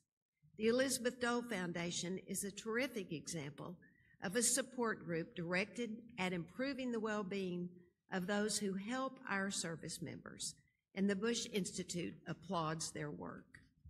Veterans and caregivers all want their children to be properly educated, but the average military family will move 6 to 9 times during their child's school career, an average of 3 times more frequently than non-military families. States and local school districts need to make sure that military children have equal opportunities for academic success. This means having teachers and school administrators who understand the challenges of relocating to a new school, the differences in achievement standards and course offerings, high school graduation requirements, extracurricular activities, and how difficult it is for students to create a new life in a new school. While there are plenty of organizations committed to supporting military children, few programs exist to assist with school transition and academic support. It's our responsibility to make sure that students are not disadvantaged because they have a military parent. We need to place our military children on a path to success, preparing them for a bright future in college and beyond. Just like their spouses, studies show that caregivers' primary concern when transitioning to civilian life is employment, their own employment. Military spouses often spend their marriage moving their family around the country and around the world. On average, military families move to a community every 2 to 3 years, making it hard to keep a job. This displacement causes periods of unemployment and a weak professional network. Most military families need 2 incomes, and too many are forced to live paycheck to paycheck. And 80% of military spouses say that their job search has caused stress within their marriage. Some companies already recognize that hiring military spouses isn't only the right thing to do, it's the smart thing to do. La Quinta Inns is one of those companies. As a member of the Military Spouse Employment Partnership, they're helping military spouses find jobs, and they're providing training to help them enter a new career field. And just this week, Starbucks committed to hiring 10,000 veterans and military spouses by 2018 and 25,000 hires by 2025. The Elizabeth Dole Foundation, La Quinta Inns, and Starbucks are just a few organizations that have identified themselves as leaders in helping our veteran caregivers and families in the transition to civilian life. and I'm grateful for their example. I want to thank the other 70-plus organizations recognized here today, government agencies, business, nonprofits, academia, and philanthropy. Thanks to you for your commitment to our veterans and their families. As you work to improve veterans' transition, I ask that you also consider how you can support the hidden heroes, the spouses, the fathers and mothers, the children of the loved ones who also serve our country. Military families are American families. They have the same priorities to create a nurturing home, to take care of their loved ones, to find a strong education for their children, and to be financially secure. And they do so with more difficulties and obstacles. I'm reminded of the old line that the dancer Ginger Rogers said she did everything that the great Fred Astaire did, except that she did it backwards and in high heels. Our military is the strength of our nation, and our service members are the strength of our military, and our caregivers are the strength of our veterans and wounded warriors. Their devotion to our men and women in uniform and their commitment to their marriage, to their family, and to our country is an inspiration to us all. Thank you all, and God bless you.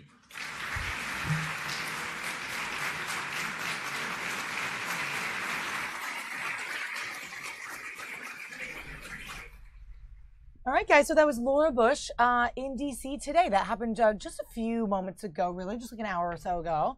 I wanted to bring you that little speech because we haven't heard from Laura Bush much. And I heard that George W. was also going to be there, but I didn't actually see footage of him, so I'm not quite sure if he spoke or if he was even there.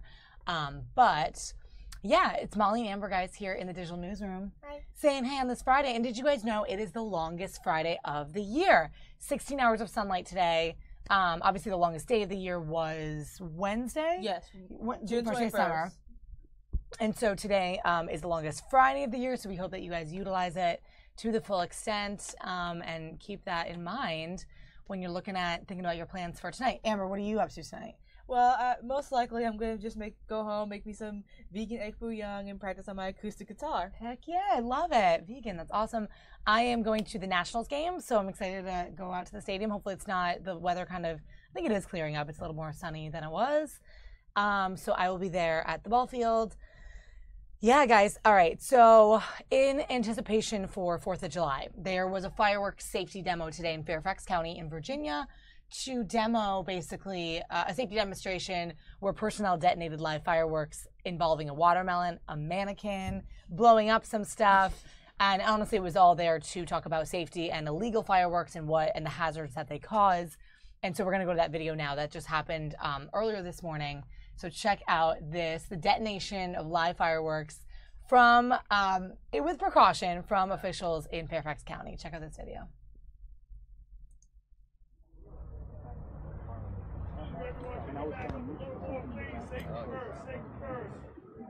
Back up a little bit more. Let me get back. How are we doing, sir? All right, thanks. Hey, how are you? Good to see you. Oh, yeah. Very good. Hey, how's it going? Good morning. I think this is right. All right. Oh, thanks. Thank you. All right, so I think this is our microphone here to speak into, and then we have a microphone on the camera as well. All right. Thank you, thank you. So we backed up a little bit more. They're gonna, Willie, what are they gonna hit the watermelon with? Okay, we'll just find out here what they're gonna hit it. Yeah. Hey, Willie, what's gonna hit the watermelon? I'll let them explain. It's like an M80? No, semi-mortar. Semi-mortar. Okay. Okay. Oh, really? Things that you can buy. Sorry. Things that go boom in the night and in the morning. All right, so here we are, folks. Thanks for tuning in. Just see what's going on here. Which one's going first? Are they going to tell? I guess the one on I think the one on the platform in front. Okay. Willie, they're doing that one first, the one in front?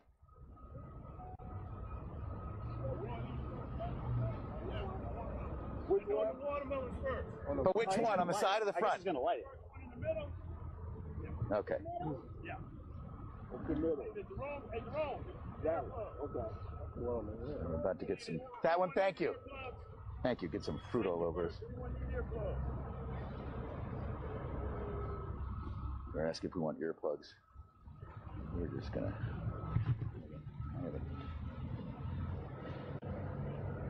I plug my ears a lot when I'm around you. Hello. Oh, thank you. That's real mean. All right, so here we are. Zoom in, please. Someone's asking this. Maybe we'll get you there. Hello. Anyone else? All right, so here we are. Zoom in, please. Someone's asking this. Maybe we'll get you there. You watching the stream? Yeah. Okay. Here we go. He's gonna. So. Fire in the hole. So we've been listening into their prep news conference. Here we are at the Fairfax County Fire Training Academy. Ready? Yeah. All right, here we go. First one up. So guys, you're hearing Bob Barnard narrate this. He was the reporter at the scene. Here we go. Oh, Here we go. Oh my gosh. Here we go. Here we go. Let's get that fire going. I'm right behind Joe Spivak, the photographer.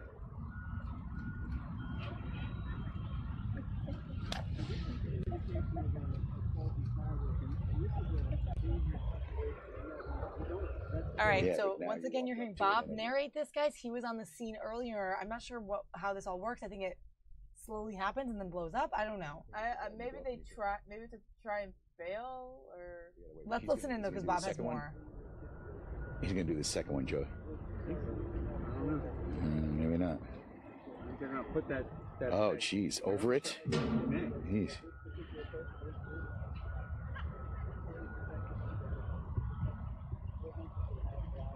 He's looking at it. Careful. Well, we hope nobody loses a limb. That's why they're doing this. All right, he's going to give it one more shot, it looks like. From some kind of... Yeah, okay, here we go. Illegal firework going in. Run for your lives, people. Fire in the hole, he just yelled.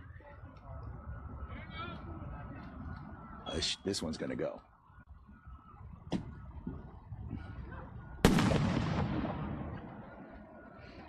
Hello.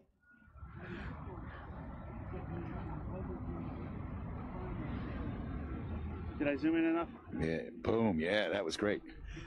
That was good. I gotta say, I love Bob's commenting on this. That might be my favorite part. What did he say, Haro? He's like, one for your lives, guys. He's just hilarious. He's the best. Oh, guys. All right, listen in. Listen in. Okay, now he's going to do the second one.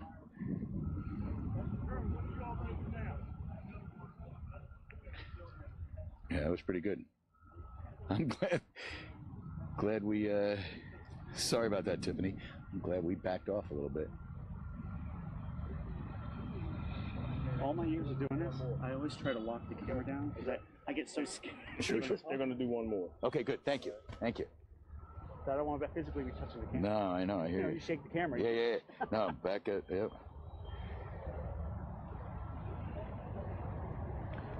I'm going to do another one here in a minute.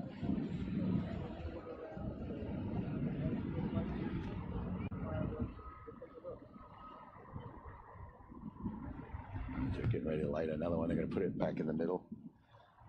Do it again.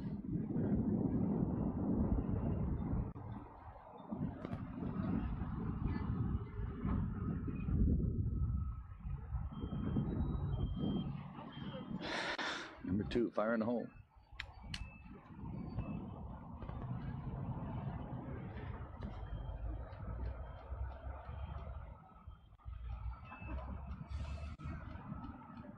You can be real tight. Oh, here we go. Uh-oh.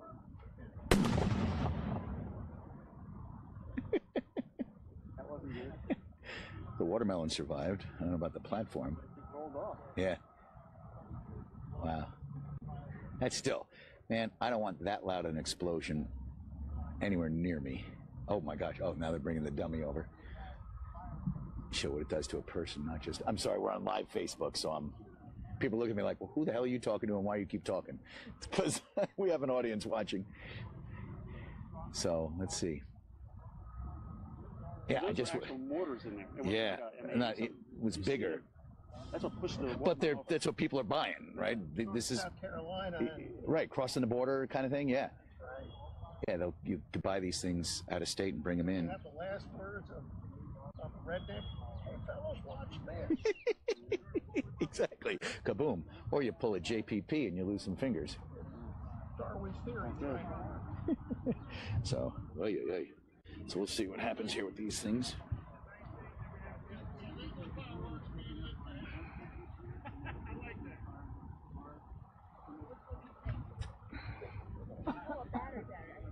You want to see the cute couple? Thank you, Samuel.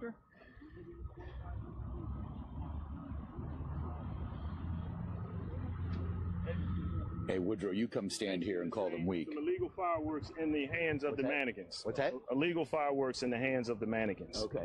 So All right. I'll show you what it does to the hand. Okay, cool. It's Battalion Chief Willie Bailey here. Who's, Willie Bailey, who's also an Alexandria City Council member and a firefighter here as well. Yeah. By rolling. Yeah, yep, here we go. Stand by, people.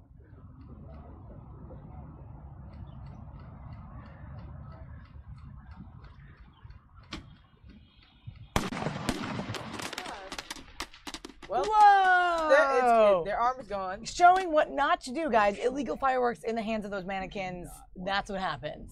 That kind of fireworks in your hands. Theory said the same thing. Dude lost a hand. Whoa. And the red sweater is like the red shirt's missing a hand. Missing a hand. It's missing an arm.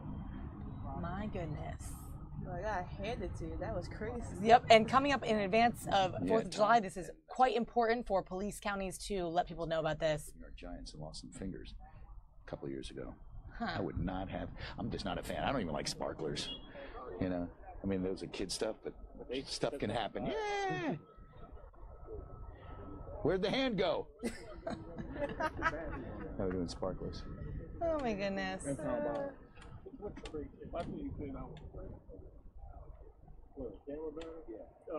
Children mannequin with sparkles. Okay, it's a children mannequin with a sparkler. Wow. You all right? You want Dale? Here's the child, guys, coming out now. My goodness, this one's gonna be worse. Why? Well, it's smaller This is mass whole arm in that to sucker. destroy, really, right? I would assume. You've got one. No, I think he held like a sparkler little like kids. once. So Looks like little kids here, really. Yeah, I'm not very knowledgeable about sparklers, even. like I've already seen it. I've seen it as a tradition to have like 4th of July, but it's just like I never really got the hold one in my hand until like a couple of years ago. Mm-hmm. So it's just like, oh, cool. Here we go. Let's watch the kids. All right, here we go. Let's see. We'll have to check with the manufacturer to get back to you. I'll give them on Friday. I'll give you like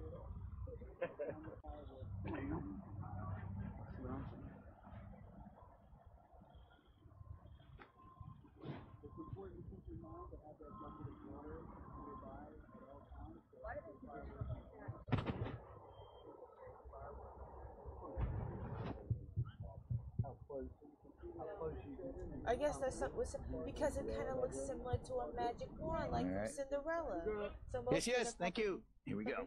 Yeah. Sparklers, okay, just sparklers, but it'll show, yeah. Actually, Bibi Bobby. Sparklers can catch All right, let's listen. Wait, Bob clothes was on fire. is commentating Of a course, little bit mostly here. in bathing suits, but still.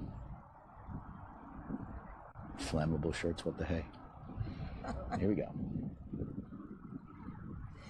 So funny. All right. It's like a brother and sister who don't like each other. Take that. I know, Ryan. Are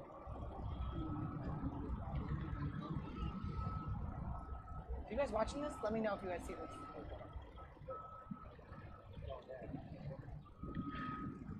Obviously not as explosive, but potentially troublesome. Oh, the sparklers. I know. Kids wouldn't be doing that, standing there and poking each other, I don't think. You know what is on fire? His hair. Oh, yeah. I know. A little unrealistic. They're just trying to make a point. I think that was Bob answering some comments on Facebook when we broadcasted Burn this your sister's arm earlier. Exactly, Woodrow. And who's lighting sparklers with a torch? I actually think he set the shirt on fire. I know that's what some people on It's Facebook a are dud. saying. It didn't work, guys. Yeah. Well, they likely probably try again. Oh. Yeah, I think the fire department, which does have to respond to these things, just kind of wants to go a little over the top and show what can happen under extreme circumstances. I mean, if you have an adult like JPP playing with fireworks and blows off a few fingers, messing his football career up. And actually, yeah, she is. Yeah, her clothes are burning. But again, I mean, he torched her.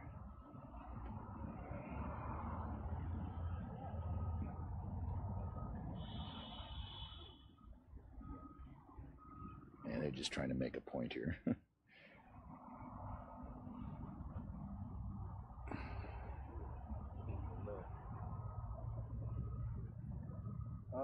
Fire department's here. Let's hope so. We're doing something over here. Oh, okay, got some stuff, more fireworks going off.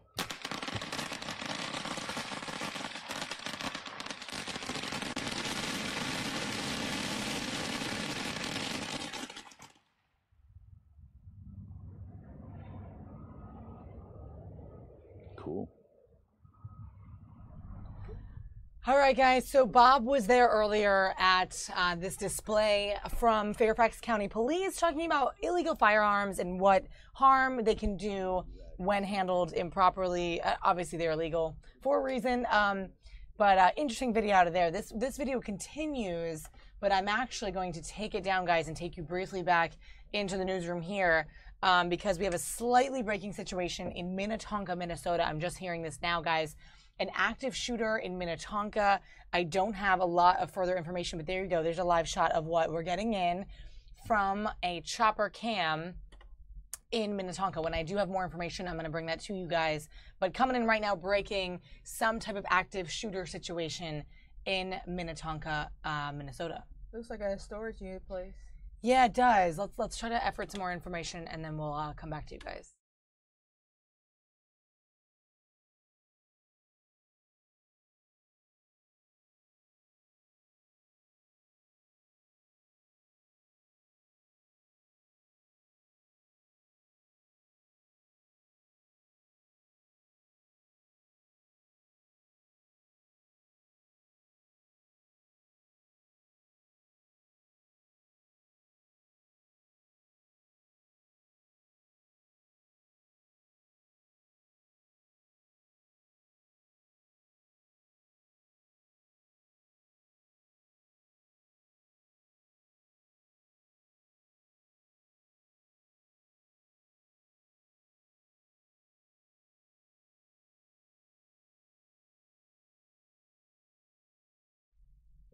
Yeah, guys, so right now this is so brand new that I actually have no information to tell you more about this besides the fact that police are investigating a possible active shooter situation here, what you're looking at, Minnetonka, Minnesota.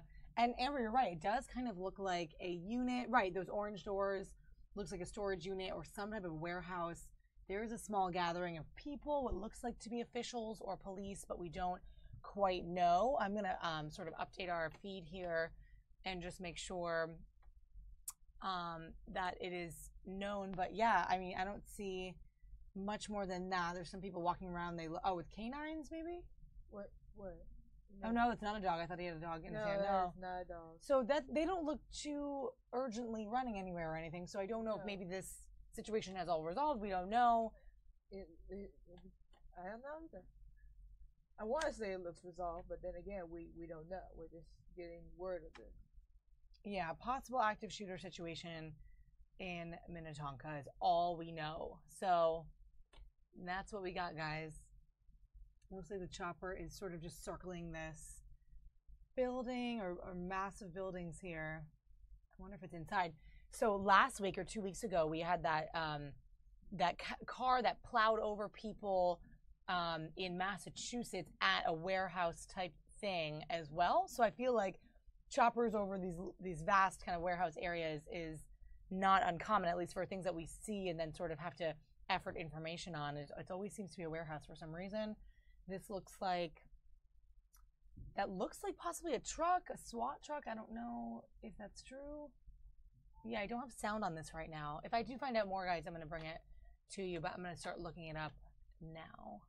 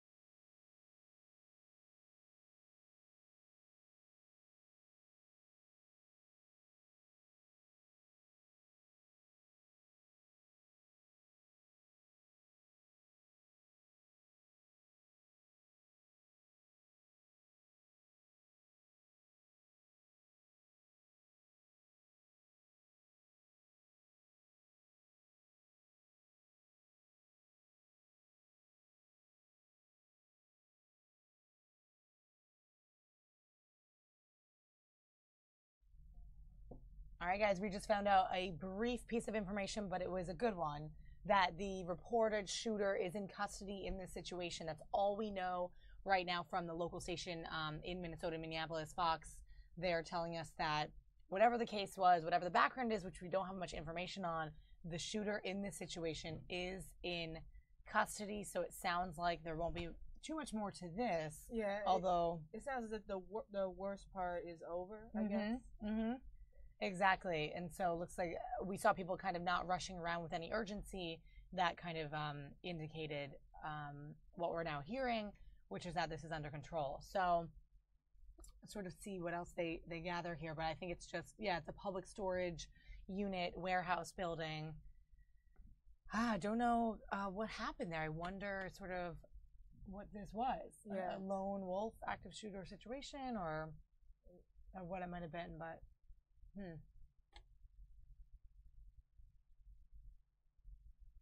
Well, I'm seeing a lot of ambulances, so. Yeah, it seems like everything is under control, guys. So this may kind of switch out, but sounds like this has been resolved. So we'll kind of take you out of this feed. We're going to go back to the press conference on fireworks, guys. If you want to learn more about, seriously, how to handle or why not to handle illegal fireworks as we come up on the 4th of July. This is so important. Fairfax County Fire and Rescue were there to host this safety demonstration and then talk to us via a press conference about not handling illegal fireworks.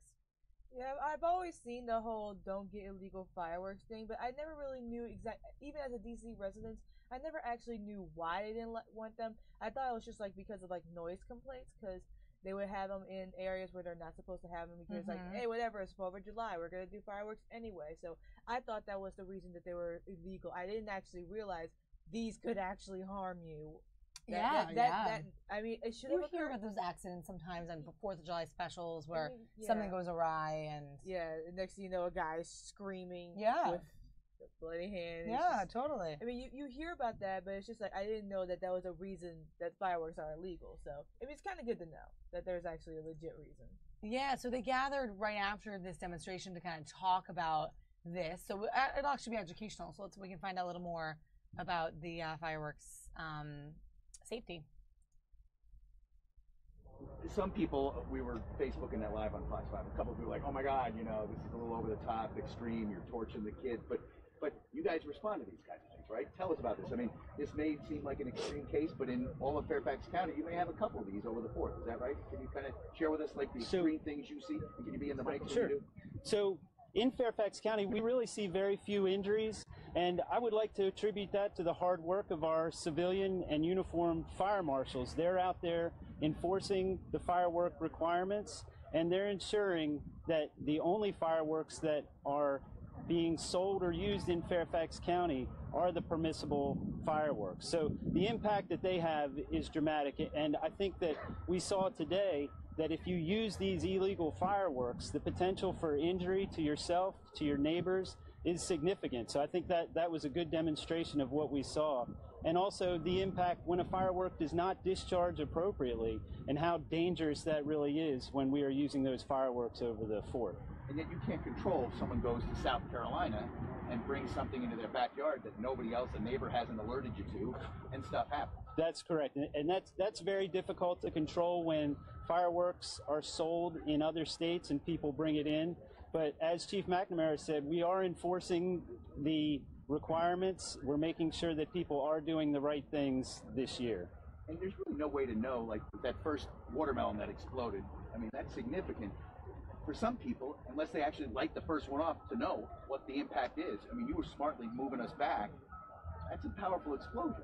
So that's important to keep 50 feet between fireworks and any combustibles, so buildings, your landscaping that could be impacted, and also keeping people back at least 25 feet away from the fireworks when you discharge it, just because of that unpredictability. So that is important to keep in mind. I heard you mention quality control. We saw that first initial watermelon. It didn't quite give us a full boom there. Usually there's a lag between the first explosion and the second one. But if you're buying a firework, you see a dud go off, how much time do you give yourself before you kind of deem it a dud and approach it? So it's always good to have a 15-minute cool down time. It's important to have a bucket of water and a hose nearby to make sure that you can make any unexploded fireworks safe after the fact. But don't go near it for 15 minutes just because you don't know what's going to happen. The quality control is often not there in a lot of these fireworks that are brought into the area, especially the illegal ones. I'd like to stress that the permissible fireworks that are sold in Fairfax County have all been tested, so we have a reasonable assurance that they will work as they were intended to work. And what's the threshold? Is it like anything that like explodes is illegal, but if it makes colorful images, that's okay? So anything that explodes, produces sparks over 16 feet, and anything that moves is not permissible in Fairfax County. So a good rule of thumb, if it goes up or blows up, it is not legal to use or purchase or have in Fairfax County. And how are you to know if you're just looking at a package that's being sold on the side of the road? So any firework that is sold in Fairfax County is permissible. That's where our inspectors are out, making sure that the stands that you see in the shopping center parking lots are only selling permissible fireworks. So anything you buy outside of this state, you do not have the assurance that it's legal in Fairfax County, so you potentially have wasted your money. And do your rules and regs kind of mirror a lot of the jurisdictions around the D.C. area? The state of Virginia has the same rules, so everything in Virginia should be permissible, just like it should reflect what Fairfax County has determined as permissible. But you can't have that assurance unless you're purchasing from a stand in Fairfax County that those fireworks are permissible here. So that's where our inspectors and the hard work that they do enforcing the standards is very important to our citizens and visitors. What would happen if you don't, if you catch someone with illegal fireworks? What would happen? So we would certainly confiscate those illegal fireworks. You stand to have a $2,500 fine imposed upon you. It's a misdemeanor. So I think besides your health and safety and your property, we're giving you 2,500 reasons not to use fireworks in Fairfax County. With the sparklers, those can easily be, I suppose, underestimated. Children hold them in bare hands, but what is the risk that you run giving a child a sparkler? So I think we saw that in the demonstration today, that if a child waves a sparkler close to another child, their clothes could catch on fire. They don't understand the temperatures that those sparklers can get to. So they can get up to approximately 2,000 degrees. So the potential that they could get burned is very significant. And they just don't understand. They think it's a very benign firework, but you have to keep in mind the temperatures easily could injure someone. Yeah, if I can go on to the professional side, I mean, accidents do happen. I mean, I think a couple of years ago in Vienna, the town's fireworks display, one of the canisters went over and shot a thing I covered years ago in Florida. Fire chief in Edgewater, Florida, back in like 1986, was killed. Like they lit the canister, it laid over, and it was like a RPG, hit him right in the chest. I mean, what do you guys do to make sure that when you guys are doing your displays, everything's on the up and up? So I'm going to let one of my colleagues answer that. Can you say your name, sir? Can you let us know Sure. your name again? I'm John Walser. I'm a battalion chief in the Fire Prevention Division. Walser, W-A-L-S-E-R. J-O-H-N? Yes. Good morning. I'm Inspector Pulliam with the Fairfax Fire Marshal's Office, and to answer your question, every firework display that comes into the, that's in Fairfax County, to include the town of Harrington, is approved. I approve every firework submittal to ensure that all of the standards are met according to NFPA 1123. They are assigned to our fire inspectors. There's a 5-part checklist that each inspector has to go by, and it's reviewed with the sponsor and the display operator. So we have a Guys, we're going to come back into the digital newsroom. It's Molly and Amber today. How are you guys doing today on this Friday? It's Friday. It's an awesome day. It's the longest Friday of the year with 16 hours of sunlight, which is so exciting. That totally makes my day. It makes me happy.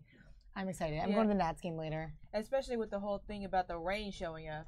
Yeah, it was rainy this morning when I walked out of my door. Yes, I remember my mom and my family and I were on the radio. It's like, well, I hope you get plenty of sunshine in your hearts today because it's going to be raining the whole weekend. True. And honestly, the 16 hours of sunlight gives me sunshine in my heart. I'm so excited.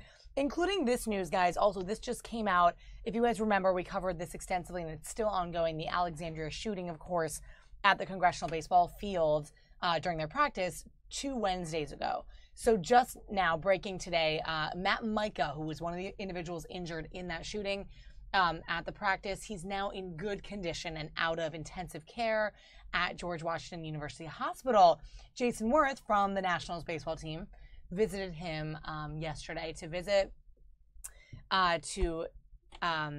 sort of just brighten his spirits, I guess. And that was kind of cool to see. So I just read that piece of information and it just came out. So I'm excited to go see the Nats play tonight. Hopefully all is well with the weather. And it's cool to see that it's great to see that Matt is now recovering. Yeah, so wait, how's the councilman, congressman? The House Majority Whip, Steve Scalise, has actually been doing better and better progressively. He went from quite critical condition from that first day to serious condition to, I want to say, maybe even upgrade to fair. I don't know currently. Last time. Yeah, we're good. Okay. So I heard that he was in good condition, but so other than the shooter himself, was it Scalise? Just Scalise, just the shooter died in that. So Scalise, other than the shooter, Scalise got the worst of it? Yeah, definitely. Okay. And he was in the worst condition on that day. It was tricky because reports were coming in every second that kind of switched what they thought. So he was at first doing okay. He was in stable condition. Then he was in critical. Turns out he was in critical condition. And then now has slowly been progressively doing better. So that's great to hear. But that's the breaking news about Matt Micah. He is out of the intensive care unit at GW Hospital. We're going to go back to Minnetonka, guys. We possibly might get a little update on the situation there. I believe maybe they'll be doing a press conference. Not quite sure. Is it too early? About that situation. Yeah, we're going to keep an eye on this to see if they say anything. Maybe they can just clear up what happened there as we took that live. Concurrently, guys, just so you know what's going on, I'm just going to switch this here. So we're waiting on this. This might happen. Also going on right now in Colorado Springs, Colorado. So all the way across to the Mountain West.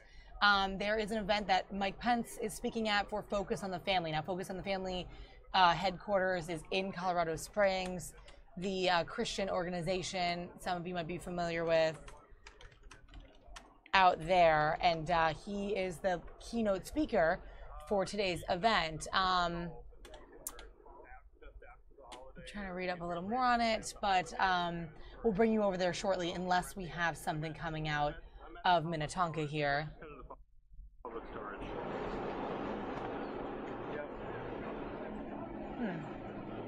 All right.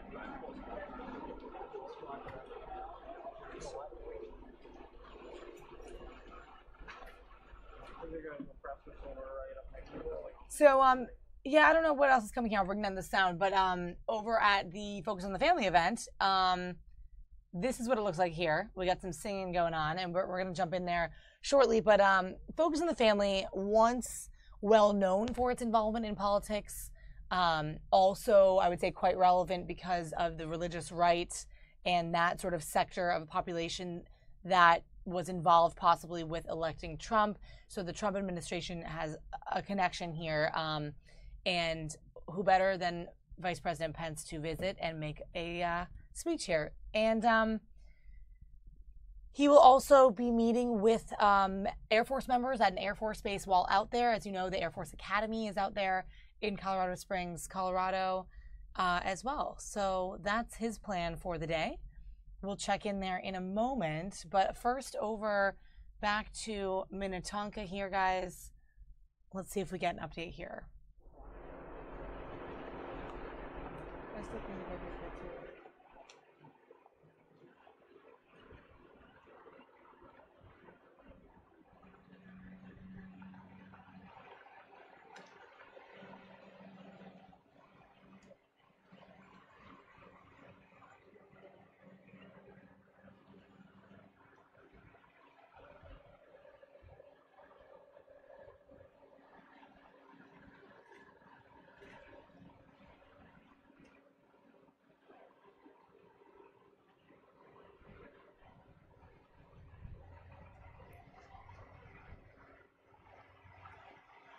It looks like, I mean, this sort of video is confirming that this did all take place at the public storage unit that we were looking at earlier with those chopper shots. So that's our ground shot right there from the Fox station out there in Minneapolis. And no new updates, but it looks like things are under control. What we know is that everything's contained and that the shooter was taken into custody. So until we see something kind of set up for more information, maybe some type of news conference on this, we'll kind of stand down for now here. But we will take you over to Colorado Springs. This might prove interesting. I was reading a piece from the AP about Focus on the Family being under new leadership. So it kind of dialed back its political efforts because young conservatives, young evangelicals wanted to kind of withdraw from the partisan culture. Wars. So this might be interesting as some older evangelicals have sort of stayed the course, and how it relates to Trump's administration, kind of interesting. So let's check in here, listen to some of this music, and Vice President Pence should be up in a little bit. Abandon it all for the sake of the call. No other reason at all but the sake of the call. Only devoted to live and to die for the sake of the call. For the sake of the call.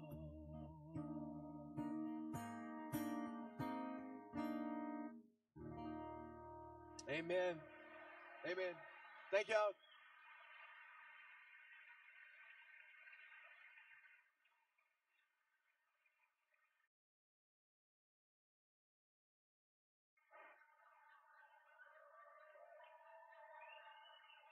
Yeah, I just got to say this.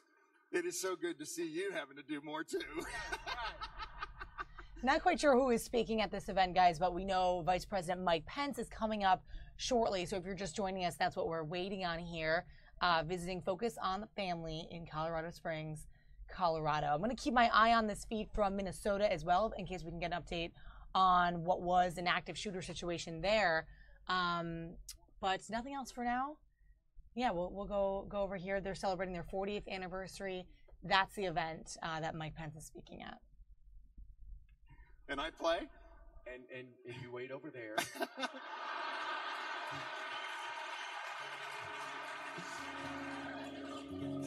Is this far enough away? Is this good right here?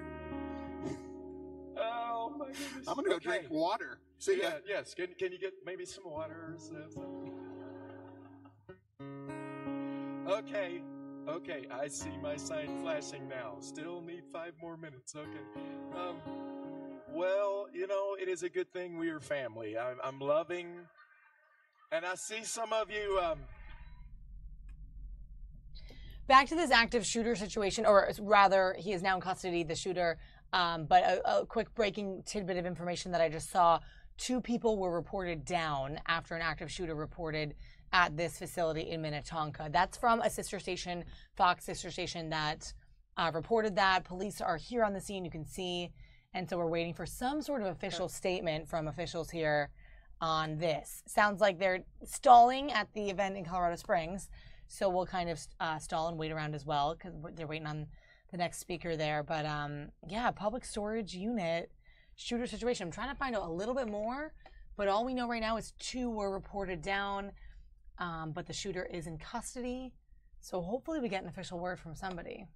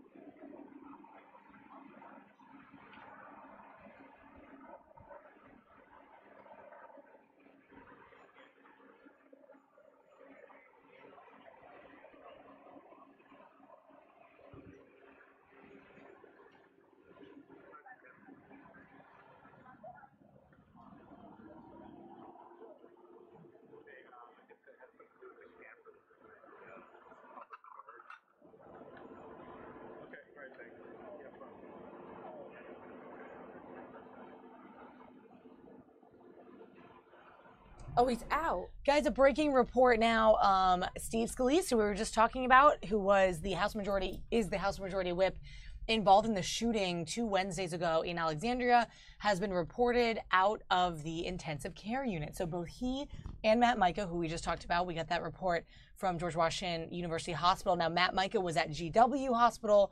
Steve Scalise was over in Northeast at MedStar Hospital. So 2 different sites. I remember we had 2 different camera crews at the different locations that Wednesday. It was kind of a crazy, chaotic. That entire day, mainly the morning, was crazy because this occurred like at 7:30. I came into work at 9, and all I see are just people typing, just going crazy, trying to figure out the story. Next thing I know, I'm finding more details and going on finding details about the shooter, who he is, finding information on him, then hearing the president say that he died. Right. Everyone reacting like, what? Yeah, it was a wild day. I remember walking in and hearing it too, and we all just kind of jumped right into our jobs that day. But as reports kind of slowly came in, officially things were confirmed, and Steve Scalise wasn't doing too well. He was sort of upgraded because I think it was reported or misinformed at the beginning that he was okay. He was in critical condition. Both he and the shooter, the information that we had was misinformed. For Scalise, they first said that he wasn't doing well. Then they said he was doing fine. Then they said, oh no, he's in trouble. Then for the shooter, they said he was in custody. Then they said, oh, wait, he got a gunshot wound. He's in the hospital. And then we heard from the president, oh, he's dead. Yeah, and so the report that he had died, actually, at least to my when I was knowledgeable of it, it came from the president. But we do know right now, guys, the breaking piece of information is that Steve Scalise is out of the ICU, but no change in his condition. So it sounds like he is still at that, whatever state he was in. I think it was still serious. Can't quite remember if it was upgraded to fair or stable, but no change in his condition, but he is no longer in intensive care. From Chad Pergram on Capitol Hill, he's a Capitol Hill producer for Fox News, so we get a lot of information from him. He's very quick to get it right there on the Hill. Chad Pergram, I remember working with him back in the day. So cool to see his name still doing his thing. Right now, guys, you're looking at, looks like they are setting up here for some sort of news conference in Minnetonka. Yeah. Quick briefing, hopefully from police about the situation there. And we'll also take you over to Colorado Springs, where the Focus on the Family group is celebrating their 40th anniversary, and Mike Pence is there to give the keynote speech. So let's listen in here. I don't think you probably do. I'm just going to lower this just a hair. We ready? We need the chief? Yeah. All right. It's Casual Friday. Hope you don't mind.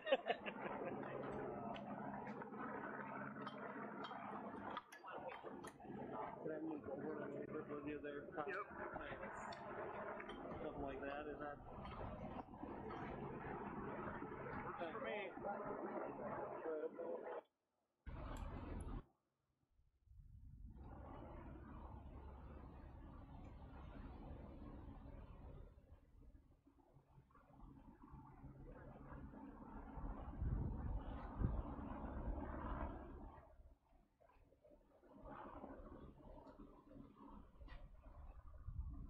Yeah, guys, thanks so much for tuning in and watching, and thanks for the comments. We try to keep you up to date by jumping around with the latest. So even if sort of we don't have a lot of information right away, we want you to see the picture, and we'll effort that information for you guys. So thanks so much for joining us. We're going to try to listen in to this update about the situation in Minnetonka in just a few moments when they get rolling. And concurrently, we have the event with Vice President Pence, so we'll bring you over there as well. So thanks for joining us, guys, on this Friday.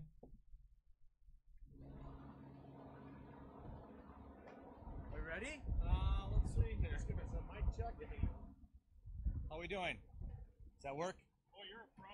Oh, no. You need to do this more often. No.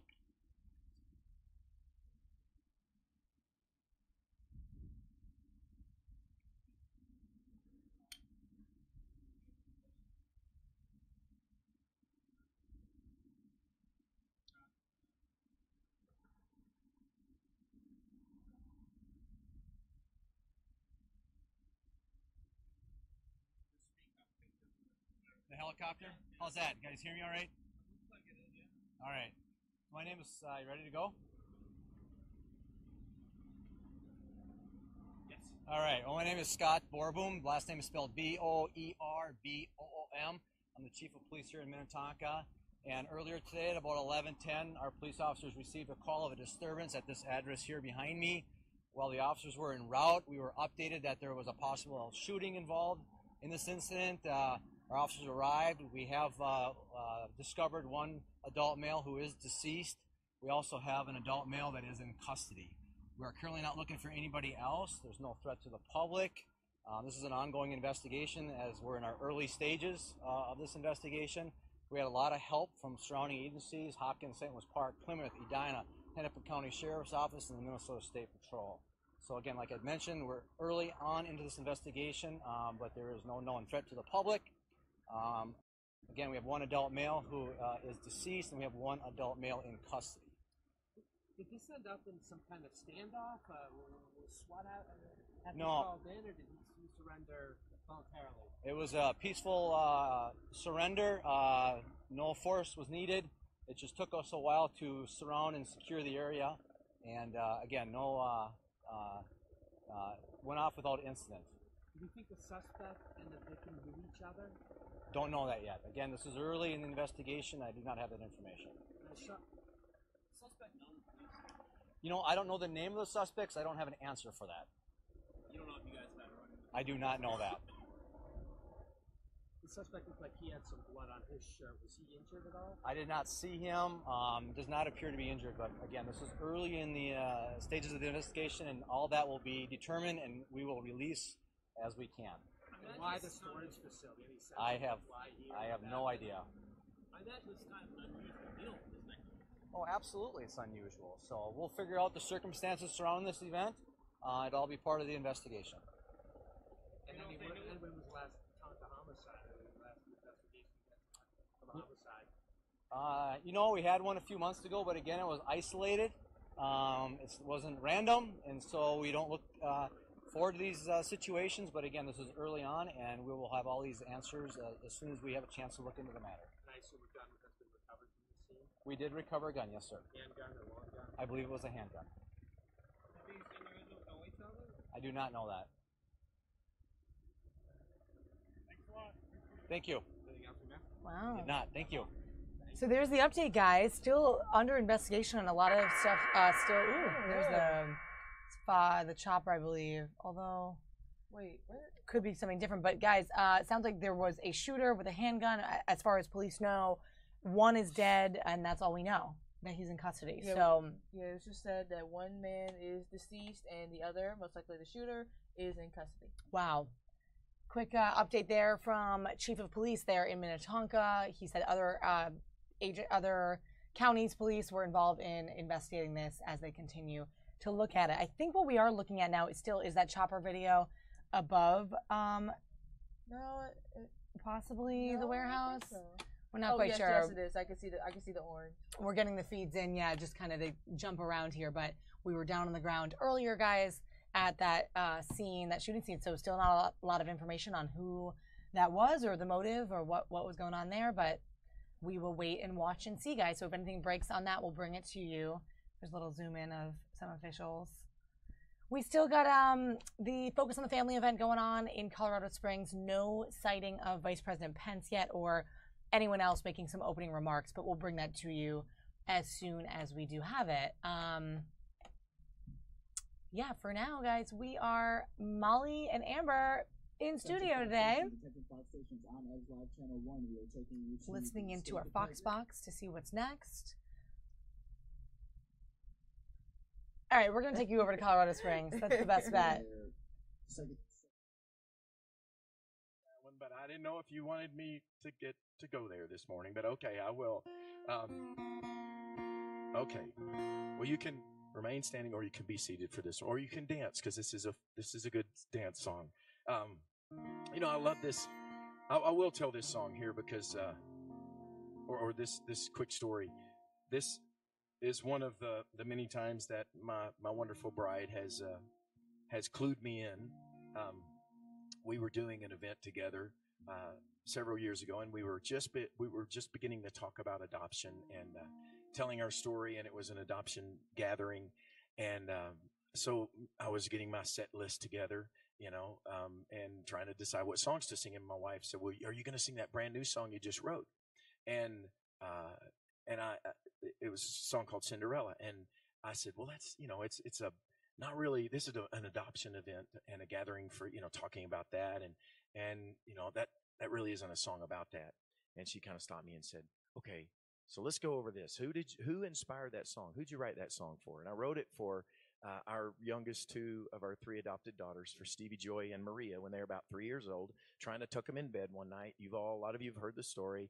They were wanting to dance and put on their princess costumes, and I was trying to get them in their pajamas and get them in bed. And I got frustrated because they weren't moving as quickly as I needed them to in the direction of bed. They were moving in the direction of a ball that they were invited to, apparently.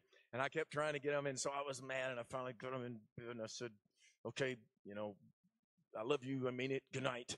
And, we prayed, together. But even that night, I said, the prayer was immediate family only tonight. Pray fast, because they figure out those ways to just extend the prayer, the bedtime. And tell us the story. Tell us the story. 2 little girls went to bed. The end. That's it. So some of you know that, you're familiar with that whole thing. So he is, and I will sing this song later for you because I believe that the guest that we have been awaiting is here. So how about I take a rain check and I will come back and sing Cinderella for you again in the future, okay? Thank you, guys. God bless you. Thanks for letting me be with you this morning.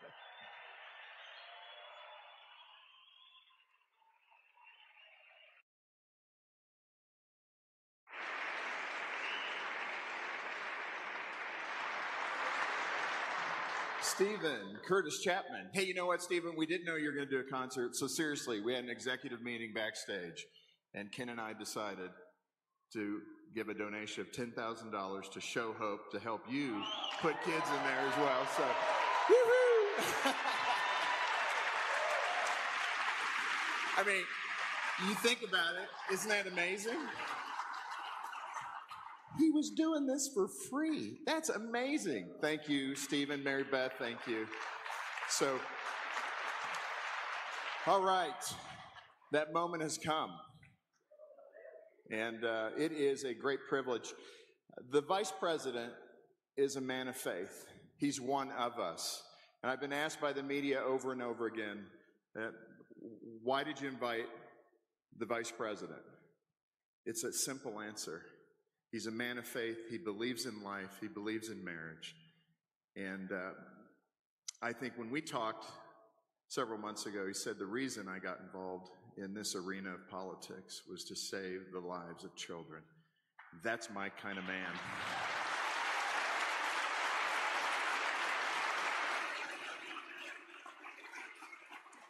So, will you help me welcome to Focus on the Family's 40th anniversary, the Vice President of the United States and Mrs. Pence. Welcome them now.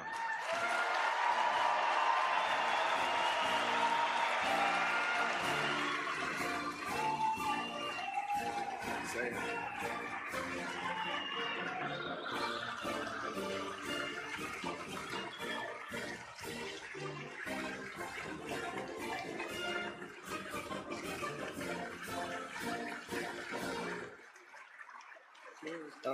Okay, now you can tell we're pretty stiff and rigid here at Focus on the Family.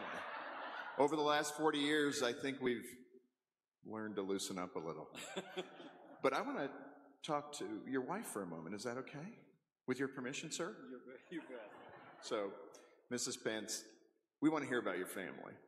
Because I can't imagine the pressure that you guys are under. So how do you do the role of mom and the vice president's wife? Anybody want to know the answer to that question? So how's it work? Well, I think this crowd probably knows the answer to that question because as someone very wise once said, you know, there's more to this life than living and dying. And there's, you know, a bigger purpose, and this was a calling on our life. It was so clear to us this was a calling. But it's the prayers of people like you, it's places like Focus on the Family that helped us raise our children and train up our children. I mean, seriously, Mike's going to share some very specific stories with you today, but, you know, it's Jesus Christ. It's our Lord and Savior who keeps us going. It's true. And we've learned so many nuggets from Focus on the Family, like dragons love tacos. Woo! That is good. I'm telling you, it's the most memorable so far. Mr. Vice President, we better get off the stage so you can talk to us. Thank you so much for being here. We deeply appreciate it.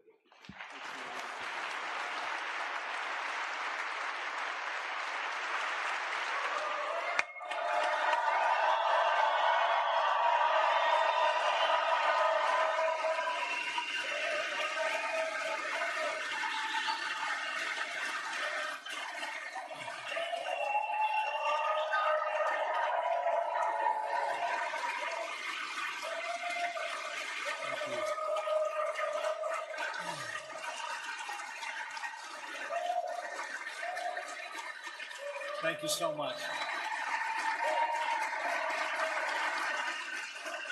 Thank you, Jim.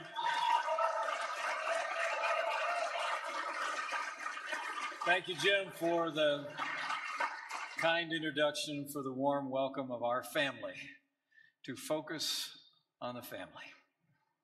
And Jim, you're a strong voice for our timeless values and for families all across America and this country. Our president and our little family are grateful for you and the leadership you've provided. Thank you, Jim. You know, it really is an honor to be here today in this beautiful chapel with so many men and women of faith and such stalwart advocates for family, now for 4 decades across America. I'm grateful that we actually were here a little bit backstage to enjoy the music of one of the most inspiring Christian artists in the world, Stephen Curtis Chapman.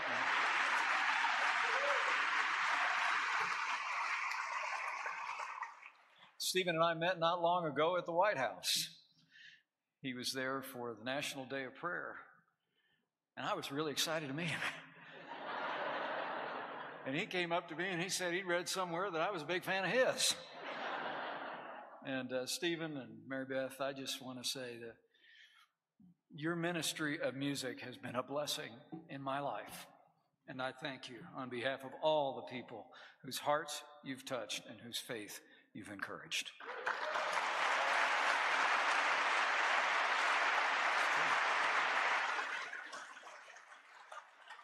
And it's a privilege to be here on this historic day, the 40th anniversary of a cornerstone of American life for so many Americans, an organization that's been a champion without equal for American families, a bastion of grace that's inspired millions by your model of Christian love. It is great to be here on the 40th anniversary of Focus on the Family.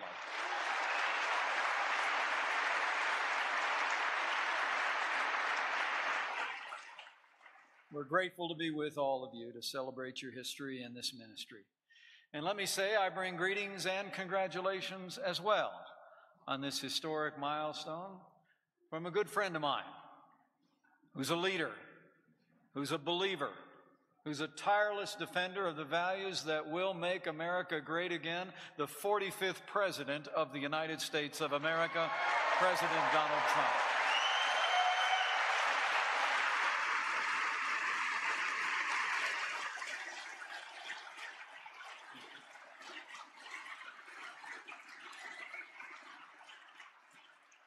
Now, I'm really here today on the President's behalf to congratulate Focus on the Family for 40 years of vision, 40 years of compassion. And most of all, I'm here today to congratulate Focus on the Family for 40 years of consequence for faith and families all across these United States. And speaking of family, before I go one step further, you already heard from her, and isn't she something? My wife of 32 years, the second lady of the United States of America, Karen Pence.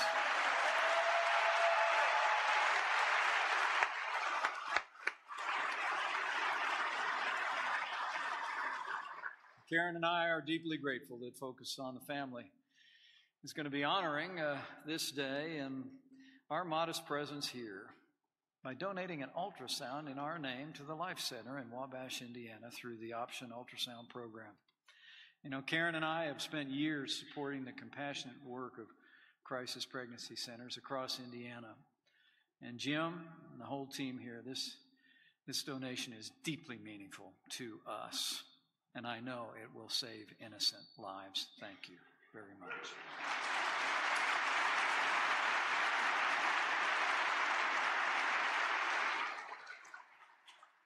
You know, the Bible tells us if you owe debts, pay debts. If honor, then honor. If respect, then respect. And I rise today to pay a debt of gratitude on behalf of millions of Americans who have benefited personally and spiritually from the work of this ministry.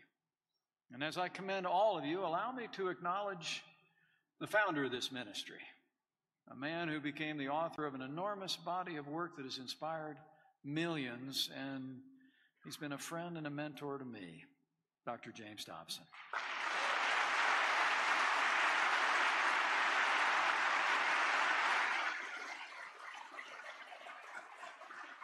You know, it's remarkable to think that 40 years ago, Dr. Dobson launched a weekly radio broadcast that aired on a few dozen stations scattered across the country, bringing words of wisdom and encouragement to all who tuned in. Now you think of his legacy. You know, I spent a little bit of time in talk radio myself back in the day. I started with a small smattering of radio stations across Indiana, and it stayed that way.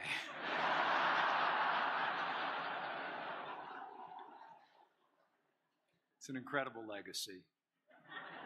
And that legacy continues. His, not mine. It's amazing to think that Focus on the Family broadcast now reaches into the homes and hearts of 38 million people every day.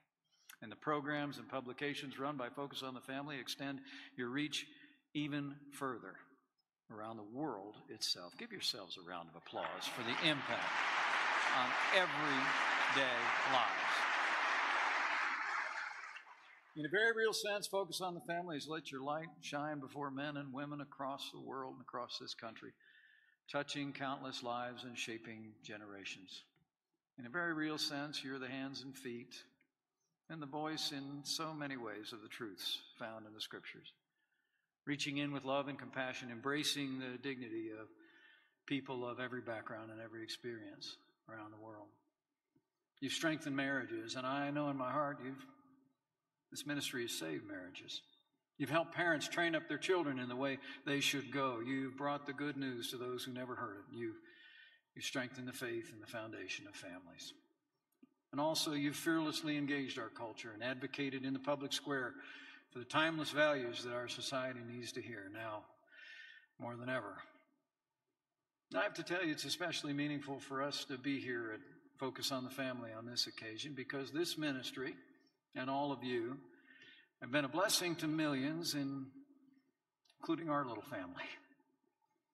You know, during my years in Congress, when our 3 children were young, and now they're all in their 20s, one's married, one's headed to law school next year, and one's working in the film industry. But when they were real little, every time we took that 603-mile drive from Washington, D.C. back to Indiana, I can tell you, we spent an awful lot of time with Connie, Eugene, and Whit at Whit's End. We did. The adventures in Odyssey were our adventures. And I remember so often the kids saying, "Put in another tape." You know, and one of the most cherished memories of our children's youth is the Family Nights booklet that we got from Focus on the Family. Literally got that booklet. We heard about it on the radio or something and called in for it. It inspired us to spend every Friday night with our little ones, usually on the living room floor, a little bit of pizza in the waiting, and we would huddle around a fun story. We'd learn a biblical message. And that Focus on the Family Night booklet is on the shelf with lots of notes from those moments with the little ones. So as we stand here today, thanking you for what you've done for families across the country. When I look at my son, who's married and is a first lieutenant in the United States Marine Corps, when I look at our wonderful daughter, who's walking in faith and working with Christian filmmakers, and when I think of our youngest daughter who's headed off to law school next year, I just say thank you. Thank you, Focus on the Family, for helping us pour a foundation in our children's lives.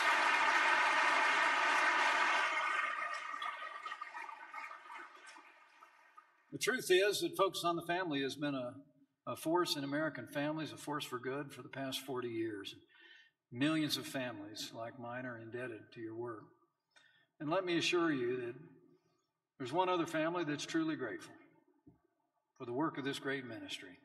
And I promise you, Focus on the Family, you have an unwavering ally in President Donald Trump.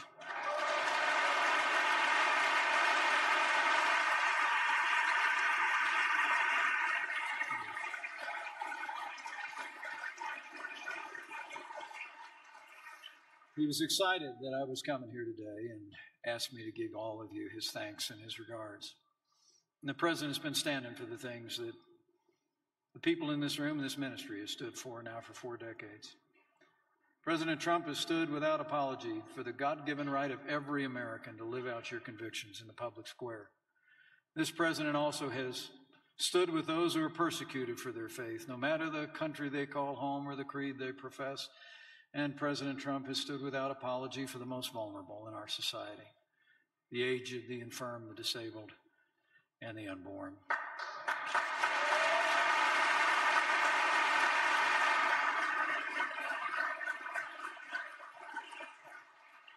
This president believes that no American should have to violate their conscience to fully participate in American life, and he has taken action to protect the expressions of faith by men and women across this nation.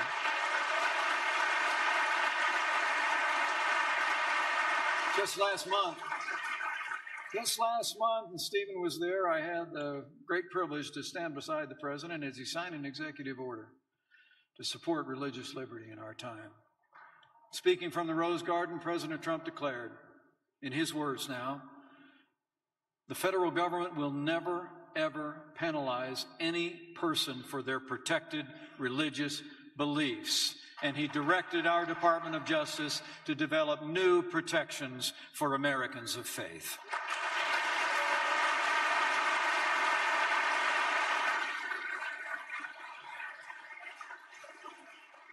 And our president is bringing the First Amendment back to pulpits and places of worship around America, rolling back the Johnson Amendment, because the freedom of speech shouldn't stop at the front door of our churches and synagogues.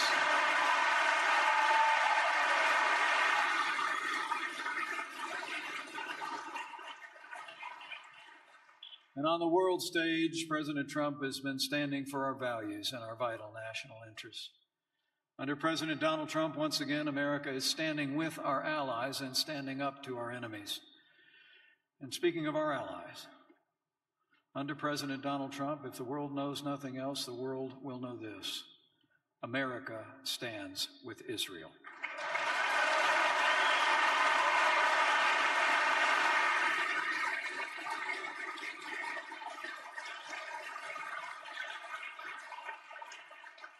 It has not just been about liberty at home. This president has stood for religious liberty across the globe.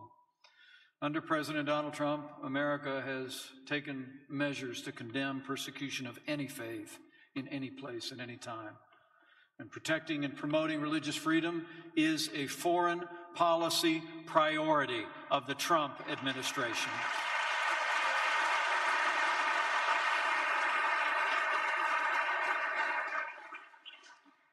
The heartbreaking truth is that many believers of so many backgrounds are under assault across the wider world.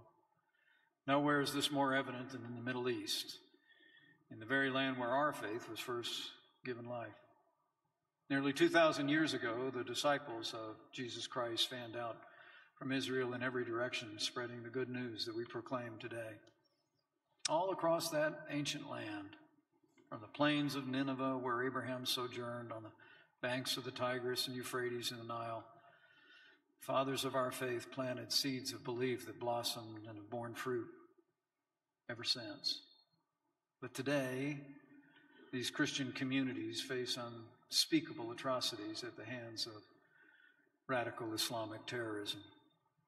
The terrorists seek to stamp out all religions that are not their own or not even a version of their own. And believers of many backgrounds have suffered grievously, especially at the hands of the barbarians known as ISIS.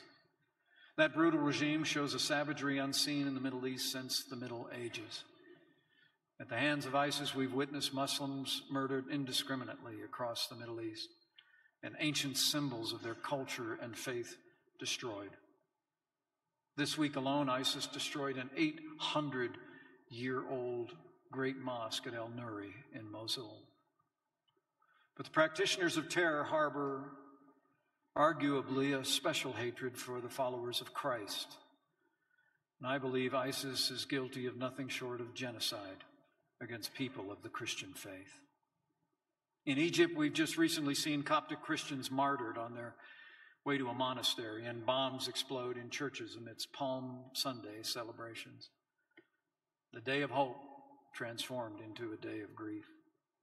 In Iraq, we see ancient churches demolished, priests and monks beheaded, and the 2 millennia-old Christian tradition in Mosul virtually extinguished. And in Syria, we see Christian communities burned to the ground, women and children sold into human slavery. Christianity now faces an exodus in the land of its birth, unrivaled since the days of Moses. It's heartbreaking to think that the Christian population in Syria has plummeted from 1.25 million to only 500,000 in just the past 6 years. And in Iraq, the followers of Christ have fallen by 80% in the past decade and a half. Be assured of this. This administration is fully committed to bringing relief and comfort to believers in that ancient land, and President Trump has made it clear that America will stand with people of faith in that ancient land in their hour of need, and we will restore their peace and security.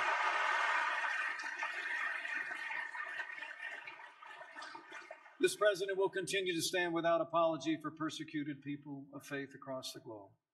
As we speak, we're taking the fight to the terrorists on our terms, on their soil, and will not rest, will not relent, until we drive the cancer of radical Islamic terrorism from the face of the earth.